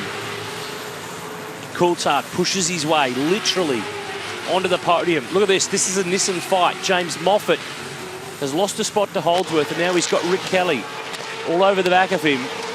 Look who's coming up on the back of Ingall. Jamie Whincup. Reigning champ in car number 1. This is Moffat, Kelly, Garth Tanner and Will Davison. The tail of the top 10. Factory Nissan team, factory Holden team, factory Ford team, all together on the road. And watch how greedy they all get and how much curb they use in this closing stage. This is when it's really starting to heat up. This is when it's on. We've got 19 cars, or 20 cars, I should say, in the lead lap. Last of them is Jonathan Webb. Craig Lowndes, the update for him. He's now position 12. He's gone by Chaz Mostert. Mark Winterbottom is 22nd, 1 lap down and driving for points. So Davison here could claim ground back on the pair of them, and Whincup could get ground on them all. So it is a 4-way fight for the championship. And Ingall's not done with. He hasn't been on the podium for 4 years. He's not going to let Coulthard just drive away with this. He lives here on the Gold Coast. He was the winner here overall back in 2003, the same year that he moved here when he drove for Stone Brothers Racing. Now with Walkinshaw Racing and more event starts than any other driver in the history of this championship. Courtney lost 2/10 that time. Reynolds is hunting. Here they are, 1 and 2. Big gap to Coulthard. Then Ingall and Whincup. Holdsworth is going with the Red Bull Commodore. This is great stuff from the Erebus Mercedes-Benz AMG E63. Nice start from Craig Baird. They've had dramas with their 2 other cars, but Lee Holdsworth, who now lives here in Queensland, to be close to this team, is well in the game. He's only 4 seconds off the lead, but he's got 5 cars in front of him. It's lap 74 on the Gold Coast.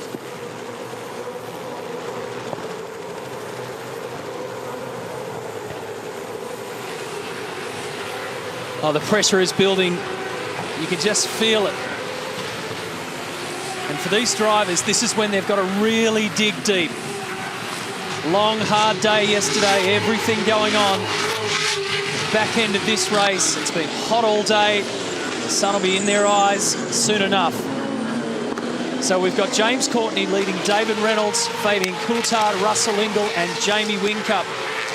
So why don't you tell us who's your pick? Let us know what you think about the top 5. You'll see them at v8supercars.com.au/vote or use the 7 Sport app. We'll track it for you as the fortunes change. Craig Lowndes, meanwhile, saying about him being down at 15th. He's up to 12th.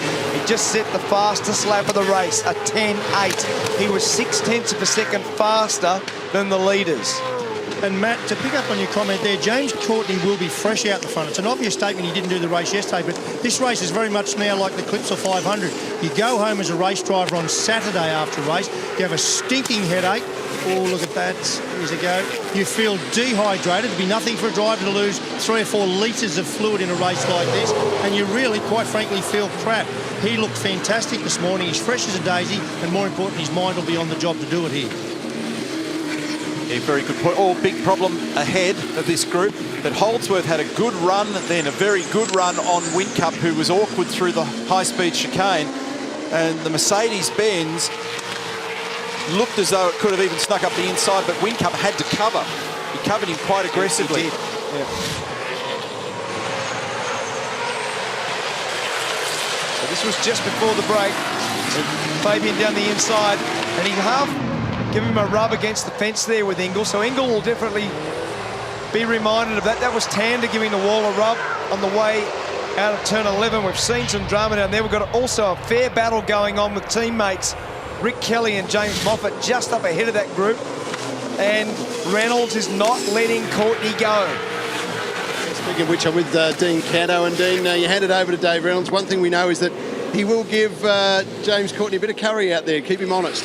Yeah, definitely. Just watching the split times, and they're both punching pretty evenly. But I know if Dave gets a chance, he wants that #1 surfboard. So he'll have a go. This is going to be good to watch to the end. Oh, we can't wait. Good luck. Cheers, mate. Dave hasn't had that very important first race victory yet. He got tantalisingly close at Bathurst last year. James has done some winning, but it's also been some lean times for him at the Holden Racing Team. But this back half of the season has really improved since Darwin. Davey Reynolds' partner there that we just spoke to, Dean Canto, is a V8 Supercar race winner. He won the reverse grid race at Barbagallo Raceway in 2006. So keep those votes coming. See what you think about the top 5. Reynolds was 0.3 faster than Courtney of that lead group just then. The next fastest guy was Craig Lowndes, 11.2. In 11th now, so he's got one more spot. He got by Caruso, so he's up behind Davison. So Courtney, Reynolds, Coulthard, Ingall, Whincup. That's your top 5. That's who you're voting on. Lee Holdsworth, Rick Kelly, Garth Tander. Now Moffat has had a drama there because he's come right back. No, there's something going on with our timing again. Lee Holdsworth is 6th, Moffat, Kelly. Holdsworth again stalking Whincup here. So Jamie is not... Oh, there's all that smoke again from the Ingallmobile. So Jamie's really starting to have to focus a lot on what Lee's up to some extent. Can't worry too much about Russell Ingall at the moment, but I'm concerned about that smoke that we're seeing on occasion from car 66. That much smoke is sinister.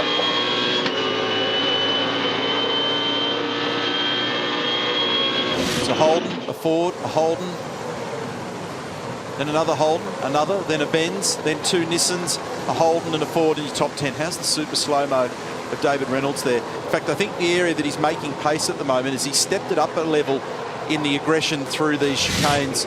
So again, that just puts a question mark on reliability for these guys. He's right under the back of Courtney now. He's going to get a run at him.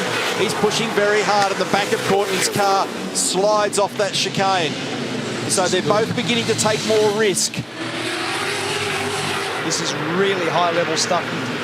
2 of the very best operators in the field. Dave Reynolds, we saw that epic drive last year at Bathurst. We've seen Courtney win the championship. As Neil said, it's been a lean period, but they are coming good. So these two guys desperately want to win this race. And you can see the amount of body language, you can see the amount of road they're using, you can see the amount of curb they're using.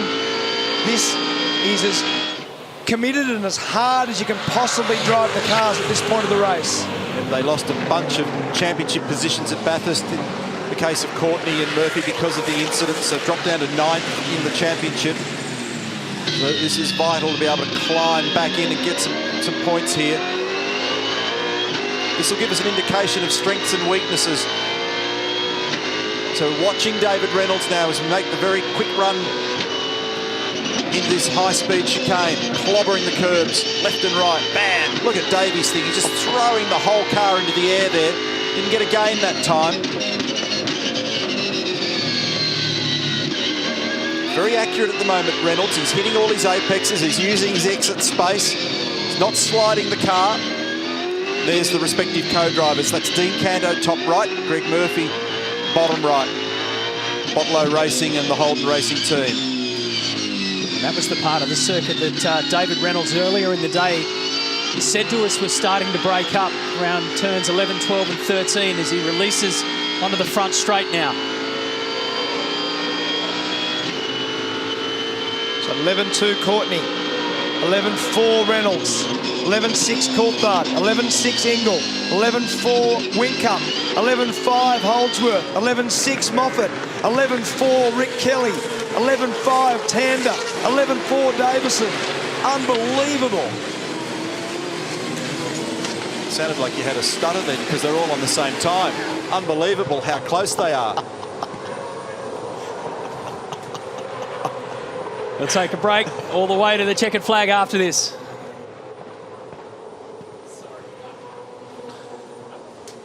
Russell Ingall's car, look at it. It's beaten, it's bashed, it's taped up.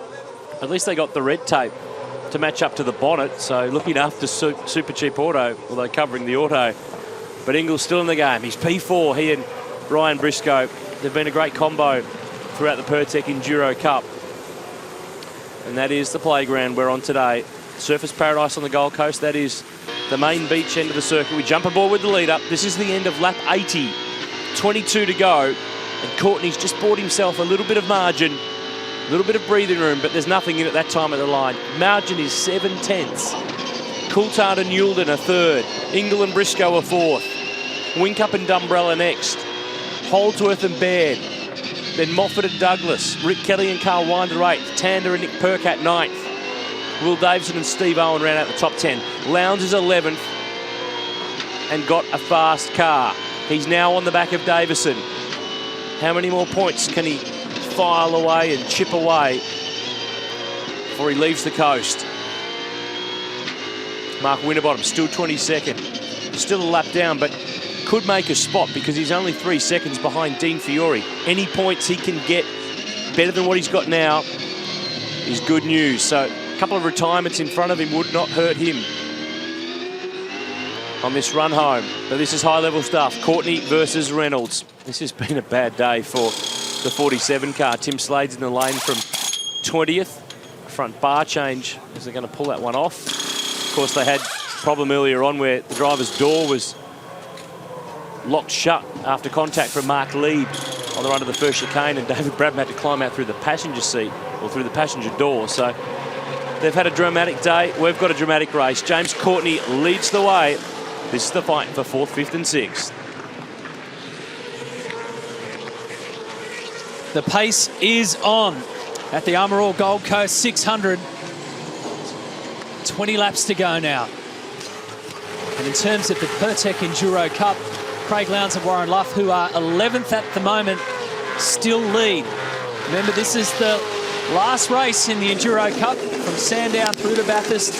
And this weekend, Craig Lowndes and Warren Luff have one hand on that trophy. Under green racing conditions, we'll take you right to the checkered flag, ad-free. 2 safety cars so far today. So Lowndes mountain climbing at the moment, dragging himself up place by place. He's just outside the top 10. The holiday playground that is Surfers Paradise. And here's your rankings out of the top 5 on the road. And it's tight at the top between Courtney and Reynolds, same as it is on the track itself. He locked the rears then, he was almost off. David lost a bit of ground for some reason too, just in the last couple of laps.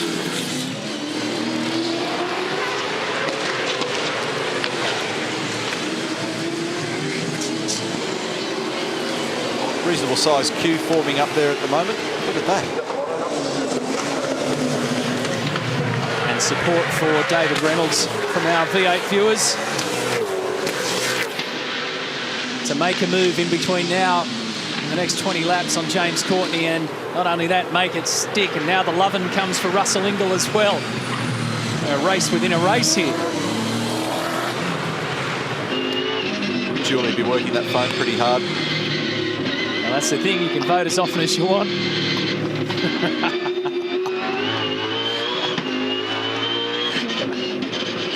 The sun's getting to him. He's got heat stroke or something. Seriously.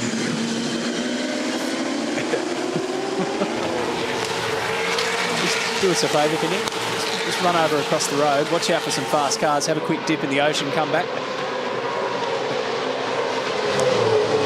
Roland Dane, if I could just grab a quick word as you're watching Craig Lowndes climbing over the back of that bunch of cars.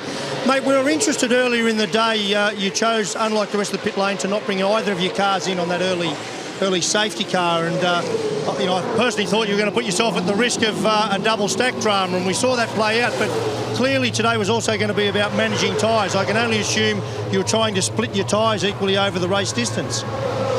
No, nothing to do with that, Larko. It's to do with, firstly, the double stack was nothing to do with not taking the early safety car. That was the late safety car, and everyone had to take it. If you had to double stack, you had to double stack.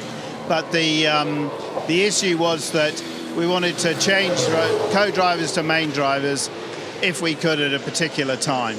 And we decided not to take any risks today. If we were taking a risk, we would have gone with the strategy of starting Jamie or Craig in the car. The reality is it would have cost us nothing if there'd been a safety car any time between sort of 30 and 60. And that just happened there wasn't. That's the way it goes sometimes, but you can't choose when the safety cars are. No, I know that, but it was just odd that this is a low-risk strategy. The others have got a bit more risk attached to them. Mate, and then the other one I wanted to ask you, it looked like it was a little bit worrying. Did you get the right fuel load into Jamie's car at that last stop? Yeah. Is he okay to get to the end? Yeah, we did. We just, obviously, when you're waiting for a measurement, you're always a bit concerned, but yeah, we got it in. All right, thanks, RD. Cheers.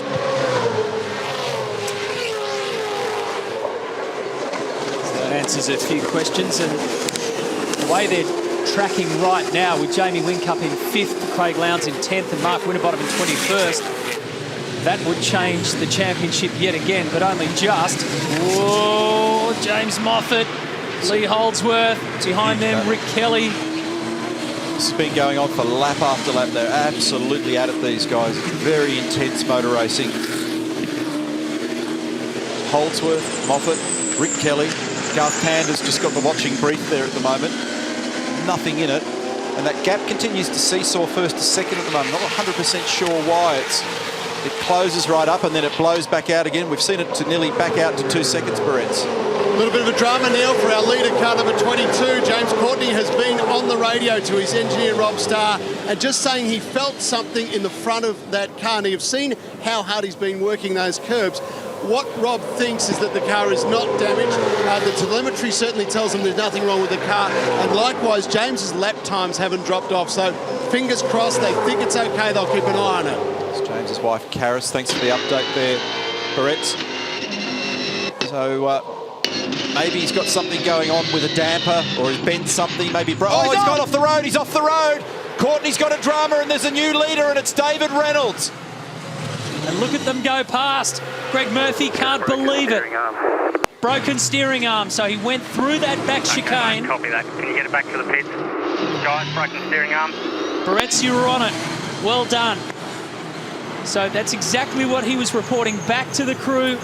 Something was happening at the front of that car and it eventually gave way. Did it turn then? Yeah, just. This is the high price you pay for pounding across those curbs. We speculated on this earlier. Murphy distraught. It's Nick Percat with his back to us. co-driver for Garth Tander. Here's what happened. Through the chicane, it's broken a steering arm or some other component in the front suspension, and then he couldn't get it stopped or turned up here at 11.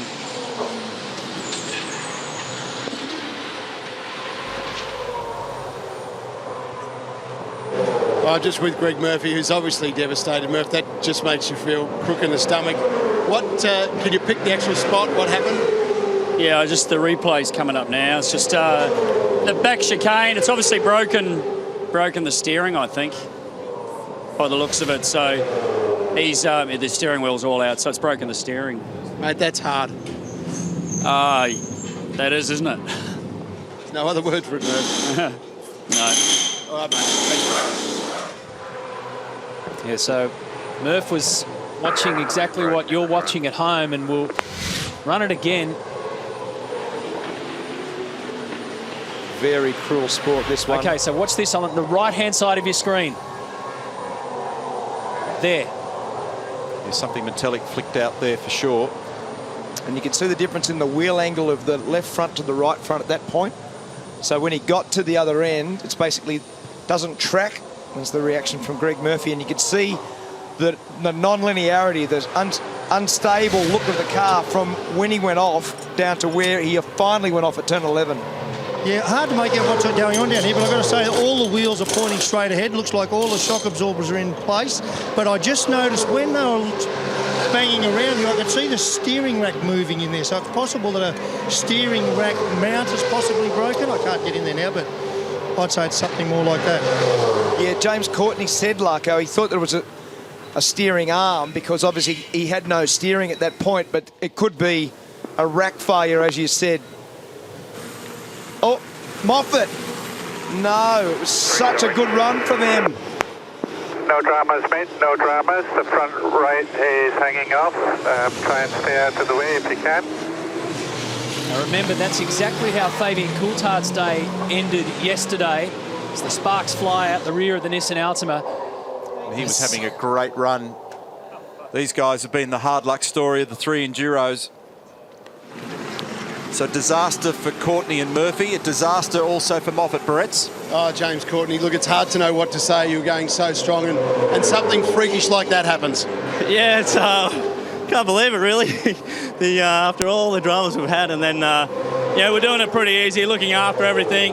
You know, the pace was good, the car's running great. A couple laps before, I felt something happen in the steering. Just pressed on, and yeah, then it failed. So yeah, massively disappointing. But the good thing is we were fast, we're smashing it out at the front, and I was having a good time until that happened. Hey, you threw everything into it, mate. Well done. Cheers, guys. Thanks, everyone, for watching.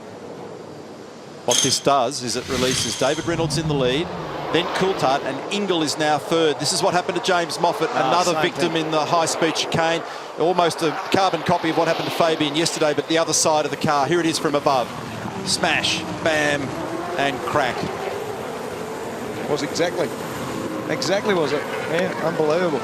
You couldn't have two things more similar in terms of that failure and the way that last part of the chicane has affected that right front. So David Reynolds now needs to use his head and stay off the curbs. Exactly. And I reckon, boys, this is the biggest curb hit of the day. Not only did it rip the front end out of the car, down at the back here, look, same thing. It's busted both ends of the car. Never seen that one happen before. We'll try and grab a chat with James Moffat in a minute when we find him, but that's a big hit. And back to your point, Crompo, about David Reynolds has to stay off the curbs.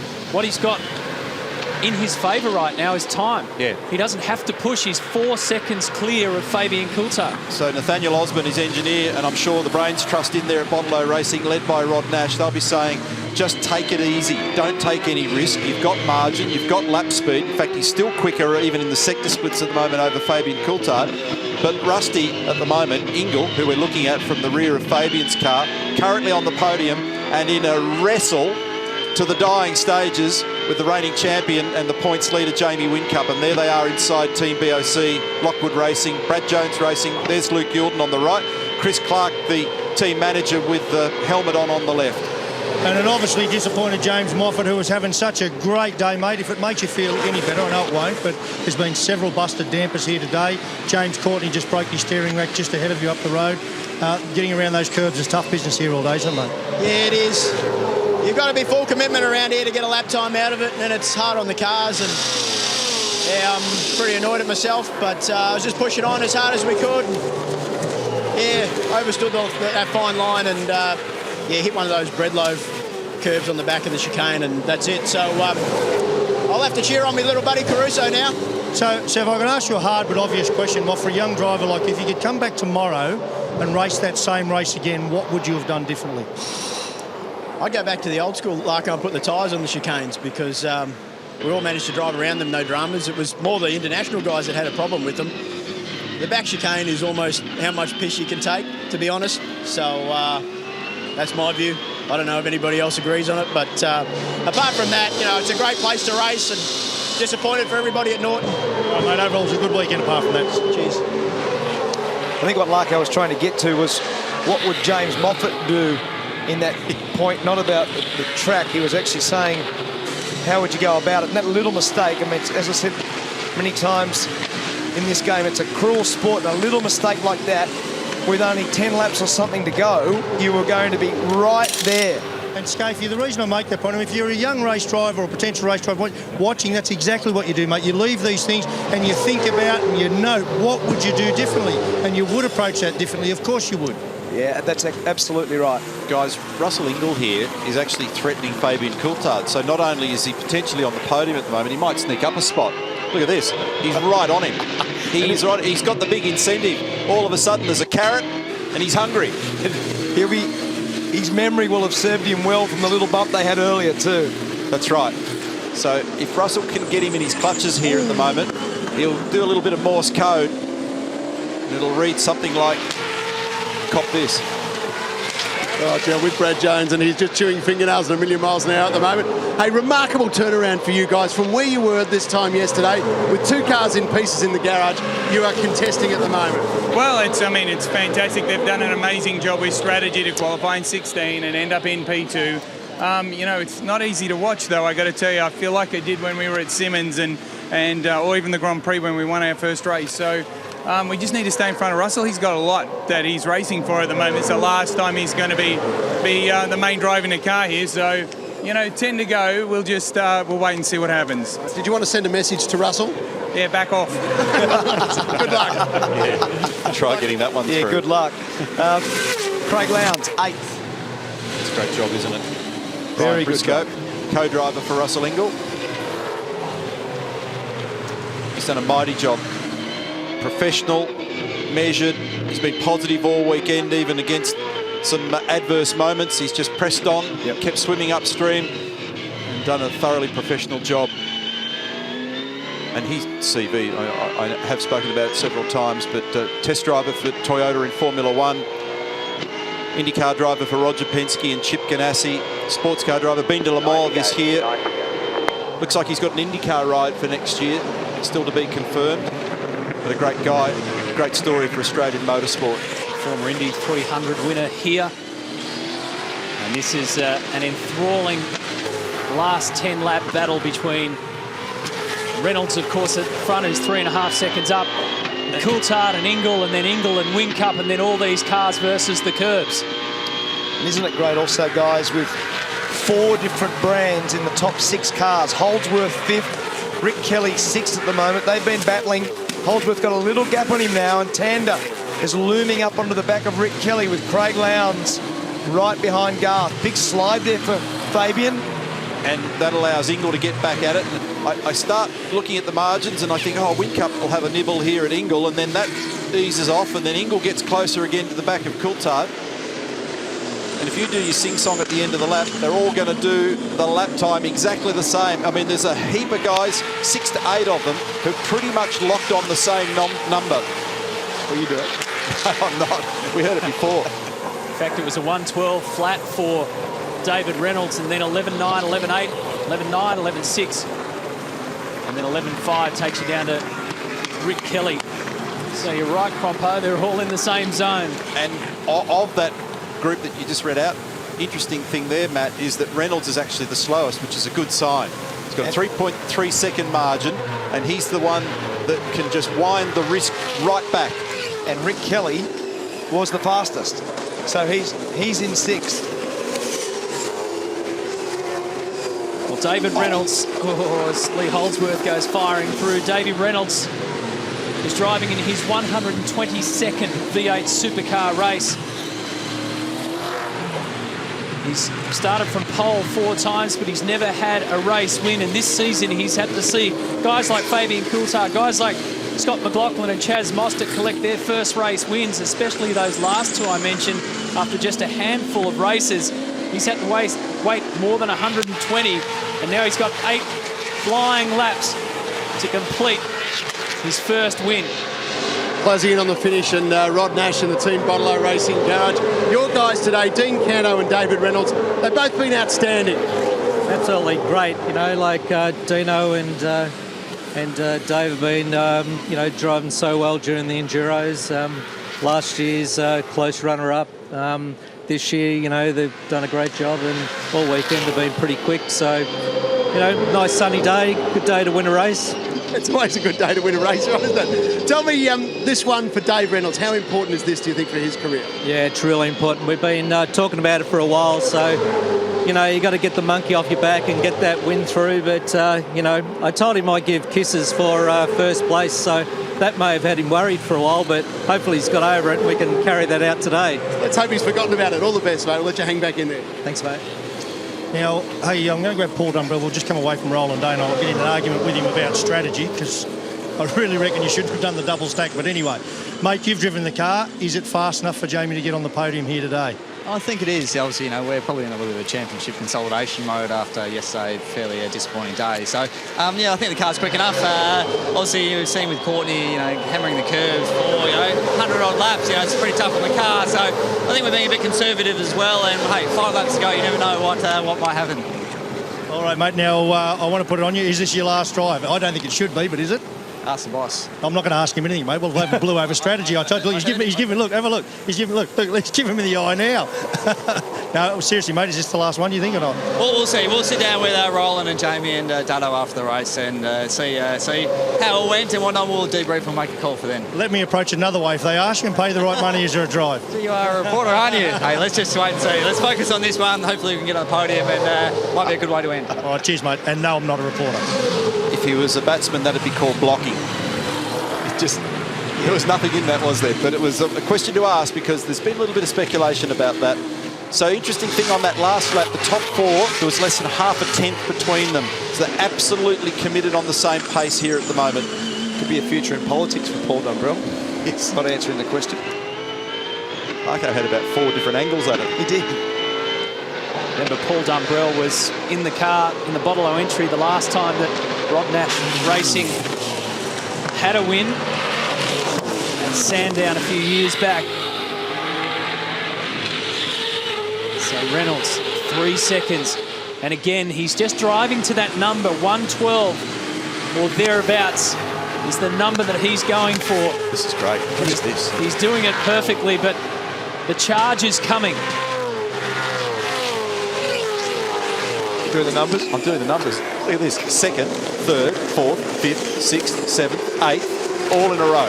Should have seen him trying to count, folks. He actually had his fingers out.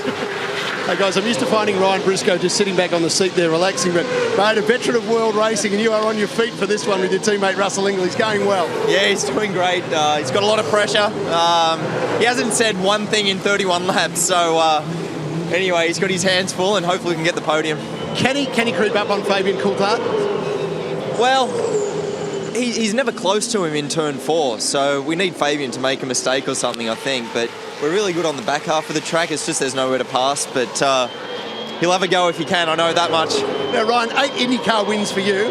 How special would this be to get on the podium with Russell Ingall? It'd be so special. Yeah.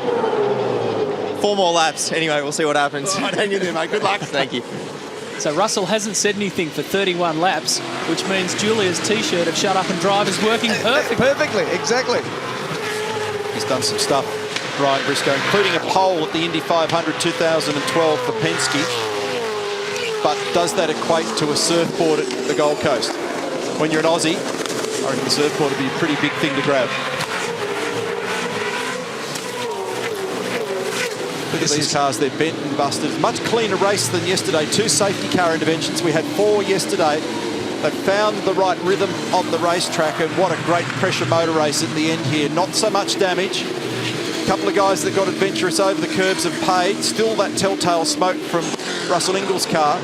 Just wondering about the transaxle temps on that car. Be interesting to see what they are, but it's hanging in. Looks like he's going to get to the end of the race. Reynolds has got 2.6 seconds over Fabian Coulthard, but then after that, it's sweaty hands trying to make a prediction. Have a look at the battle from 2nd through to 9th, just in behind Lowndes. Will Davison is right there also, so it's an amazing motor race in the last phase here. Davison just slipped back a little bit back towards Caruso on that lap. Caruso and Mostert have been going at it for a couple of laps. Lowndes is having a huge nibble at the back of Garth Tander here as well. Garth, massively experienced around here, and he won't fall for any easy tricks.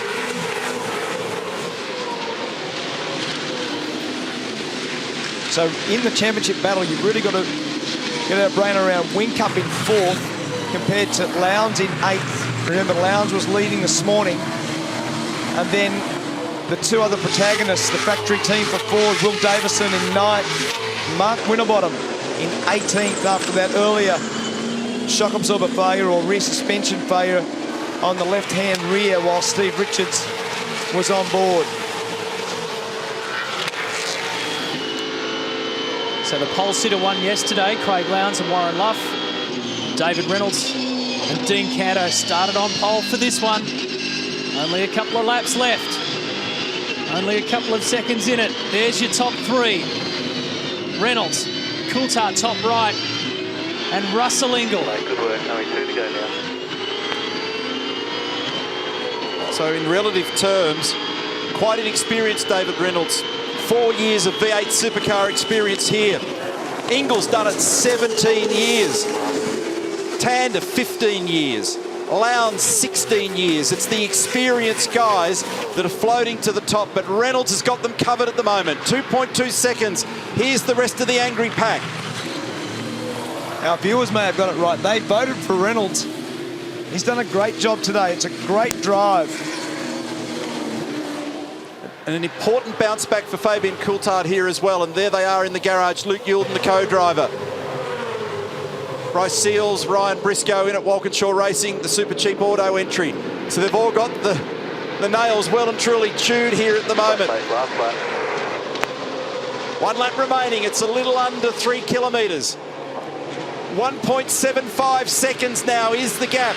David's rolled out of it. He's reducing the risk. And here they come. Fabian Coulthard, Russell Ingall, Jamie Whincup, Lee Holdsworth, Rick Kelly, Garth Tander, Craig Lowndes. Will there be a lunge? So by reducing his own risk, he brings the other guys back into the game.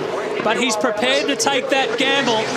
And now he picks it back up down that back straight. The beautiful beaches on his right-hand side, the high rises on the left.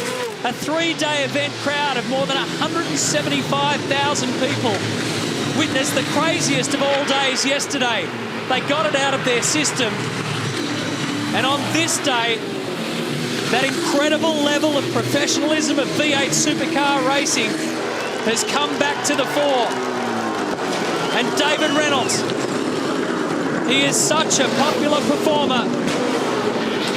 And for the first time in his career, he'll be on the top step of the podium, a win at the Gold Coast 600 with Dean Canto. Fabian Coulthard and Luke Youlden second, and the Enforcer is back on the podium. What a great career moment for David Reynolds, for Botlow, for Ford Performance Racing. 2 Ford wins in a row, and the breakthrough in his 62nd V8 supercar event. Davey, that's great work, mate. You're the newest winner in V8 supercars, mate. Congratulations. Unbelievable, isn't it? 17 different winners for the year. This bloke has done a great job too. Dave Reynolds is only the 71st winner in history. And we know he's got a wacky sense of humour. He's always said he's prepared to get the race suit well and truly off when he gets his first race win. I'm a little bit worried about what he might do. Absolutely spent. Special word also for Dean Canto. Big moment for him. Remember how close they went at Bathurst last year? They got to 0.3 of a second from winning the biggest motor race in the land. There's Rusty French, one of the co-owners. There's Dean Canto from Adelaide. There's Rod Nash, the other half of the Ford Performance Racing operation. Fantastic. And well deserved. You know, they played a good game here today. They qualified perfectly. You got a good start. They started with David in the car and then handed over to Dino, who's always been rock solid. Yeah, man, all good. Hold on radio. This will be a celebration worth waiting for.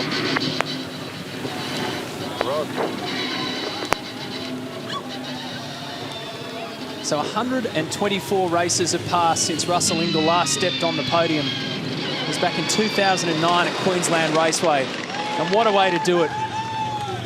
And he shed a tear at Queensland Raceway. So this will be special for him. Yes. Julia's shedding a tear right now as Russell comes in. And great job by Whincup just to grab important points. When, on the days he can't win, get as many as he can. Fourth is a good result. Lee Holdsworth, that's fantastic for the gang at Erebus Motorsport V8. He's parked up down the road. He can't get the lead car in, Dave. He's in the queue. That's a wonderful moment. And an emotional moment too. She's always been by Russell's side, and so too of the girls, Sash and Jazz.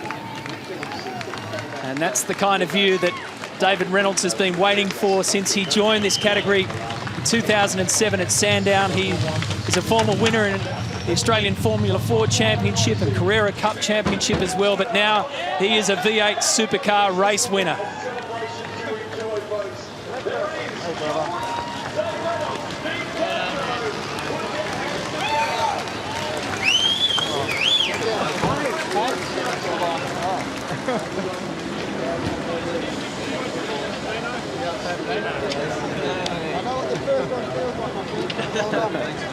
I don't know if you heard that, boys, but Fabian just said, I know what the first one feels like.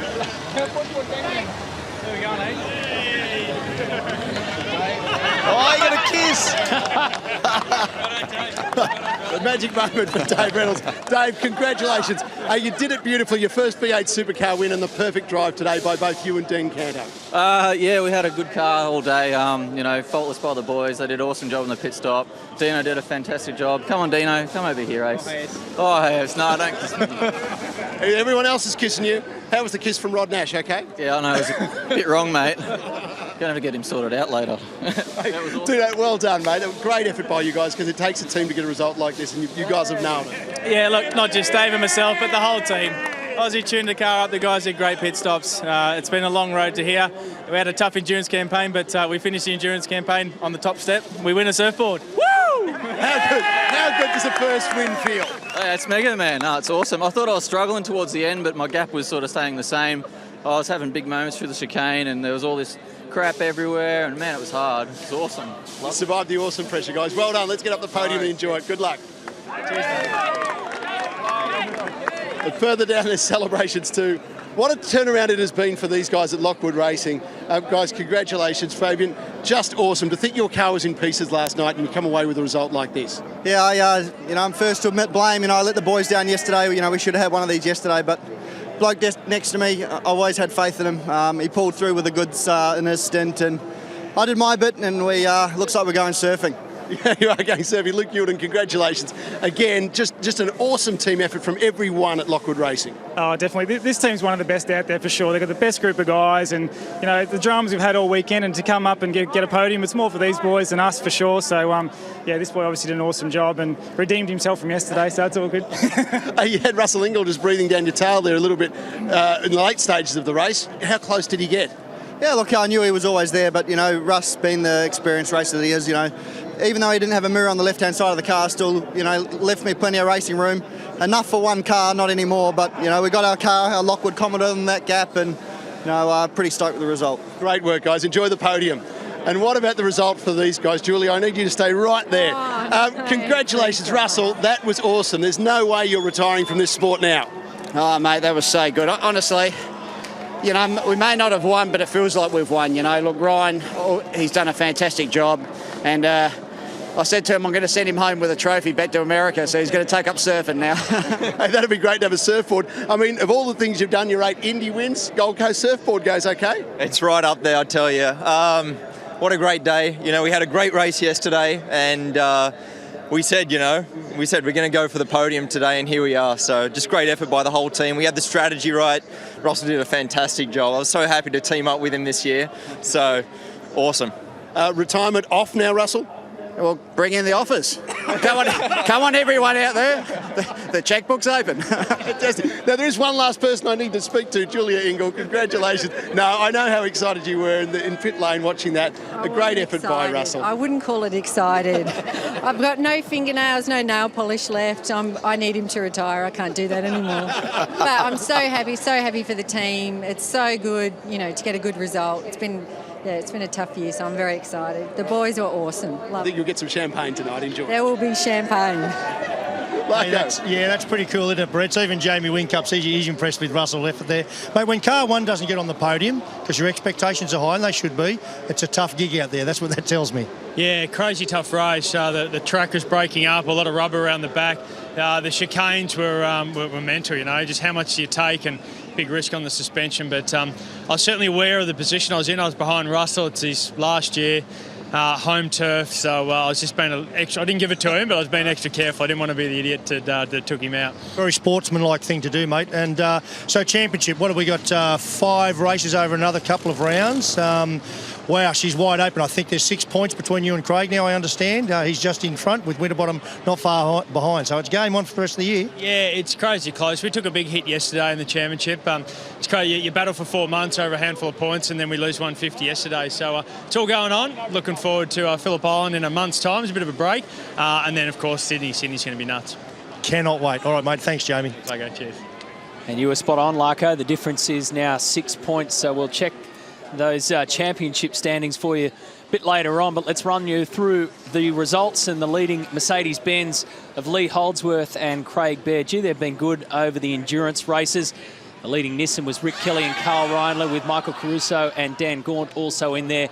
So Lowndes and Luff and Will Davison all finish inside the top 10. Alex Davison back to 13th. He had a fight on his hands, so Mark Winterbottom and Stephen Richards end up in 18th. A lap down, and of course safety cars are always called into effect here, and a few DNFs at the end. Moffat and Douglas, Courtney and Murphy, what a shame. Pye and Morris, the Gears, and Bleekemolen and Kelly and David Russell. Let's go to the podium now.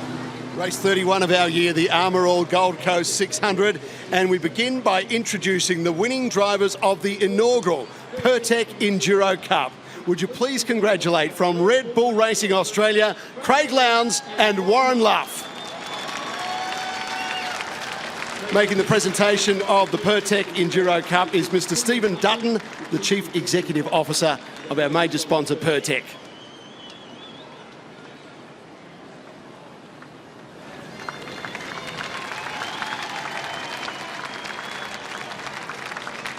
Craig Lowndes and Warren Luff, the inaugural winners of the Pertec Enduro Cup. For race 31 of this year, would you please congratulate our first place drivers, the Bottle Ford FPR teammates of David Reynolds and Dean Canto. In second place for Lockwood Racing, Fabian Coulthard and Luke Youlden. And in third place, Super Cheap Auto Racing, Russell Ingle and Ryan Briscoe. And representing our winning team, the Bottle FPR Ford team, Rod Nash. Making the presentation of the third place trophy is Councillor Tom Tate, the Mayor of the Gold Coast City Council.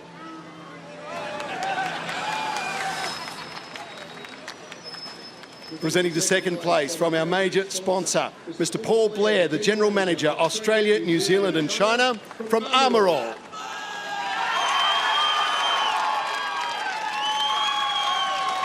Making the presentation to our winning team is Cam Pearce, the National Marketing Director, Cooper's Brewery.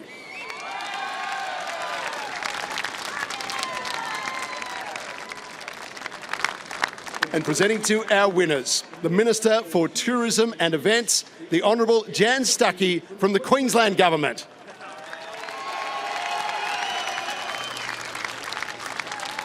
Ladies and gentlemen, the 2013 V8 Supercars Armour All Gold Coast 600 Race 31 winners.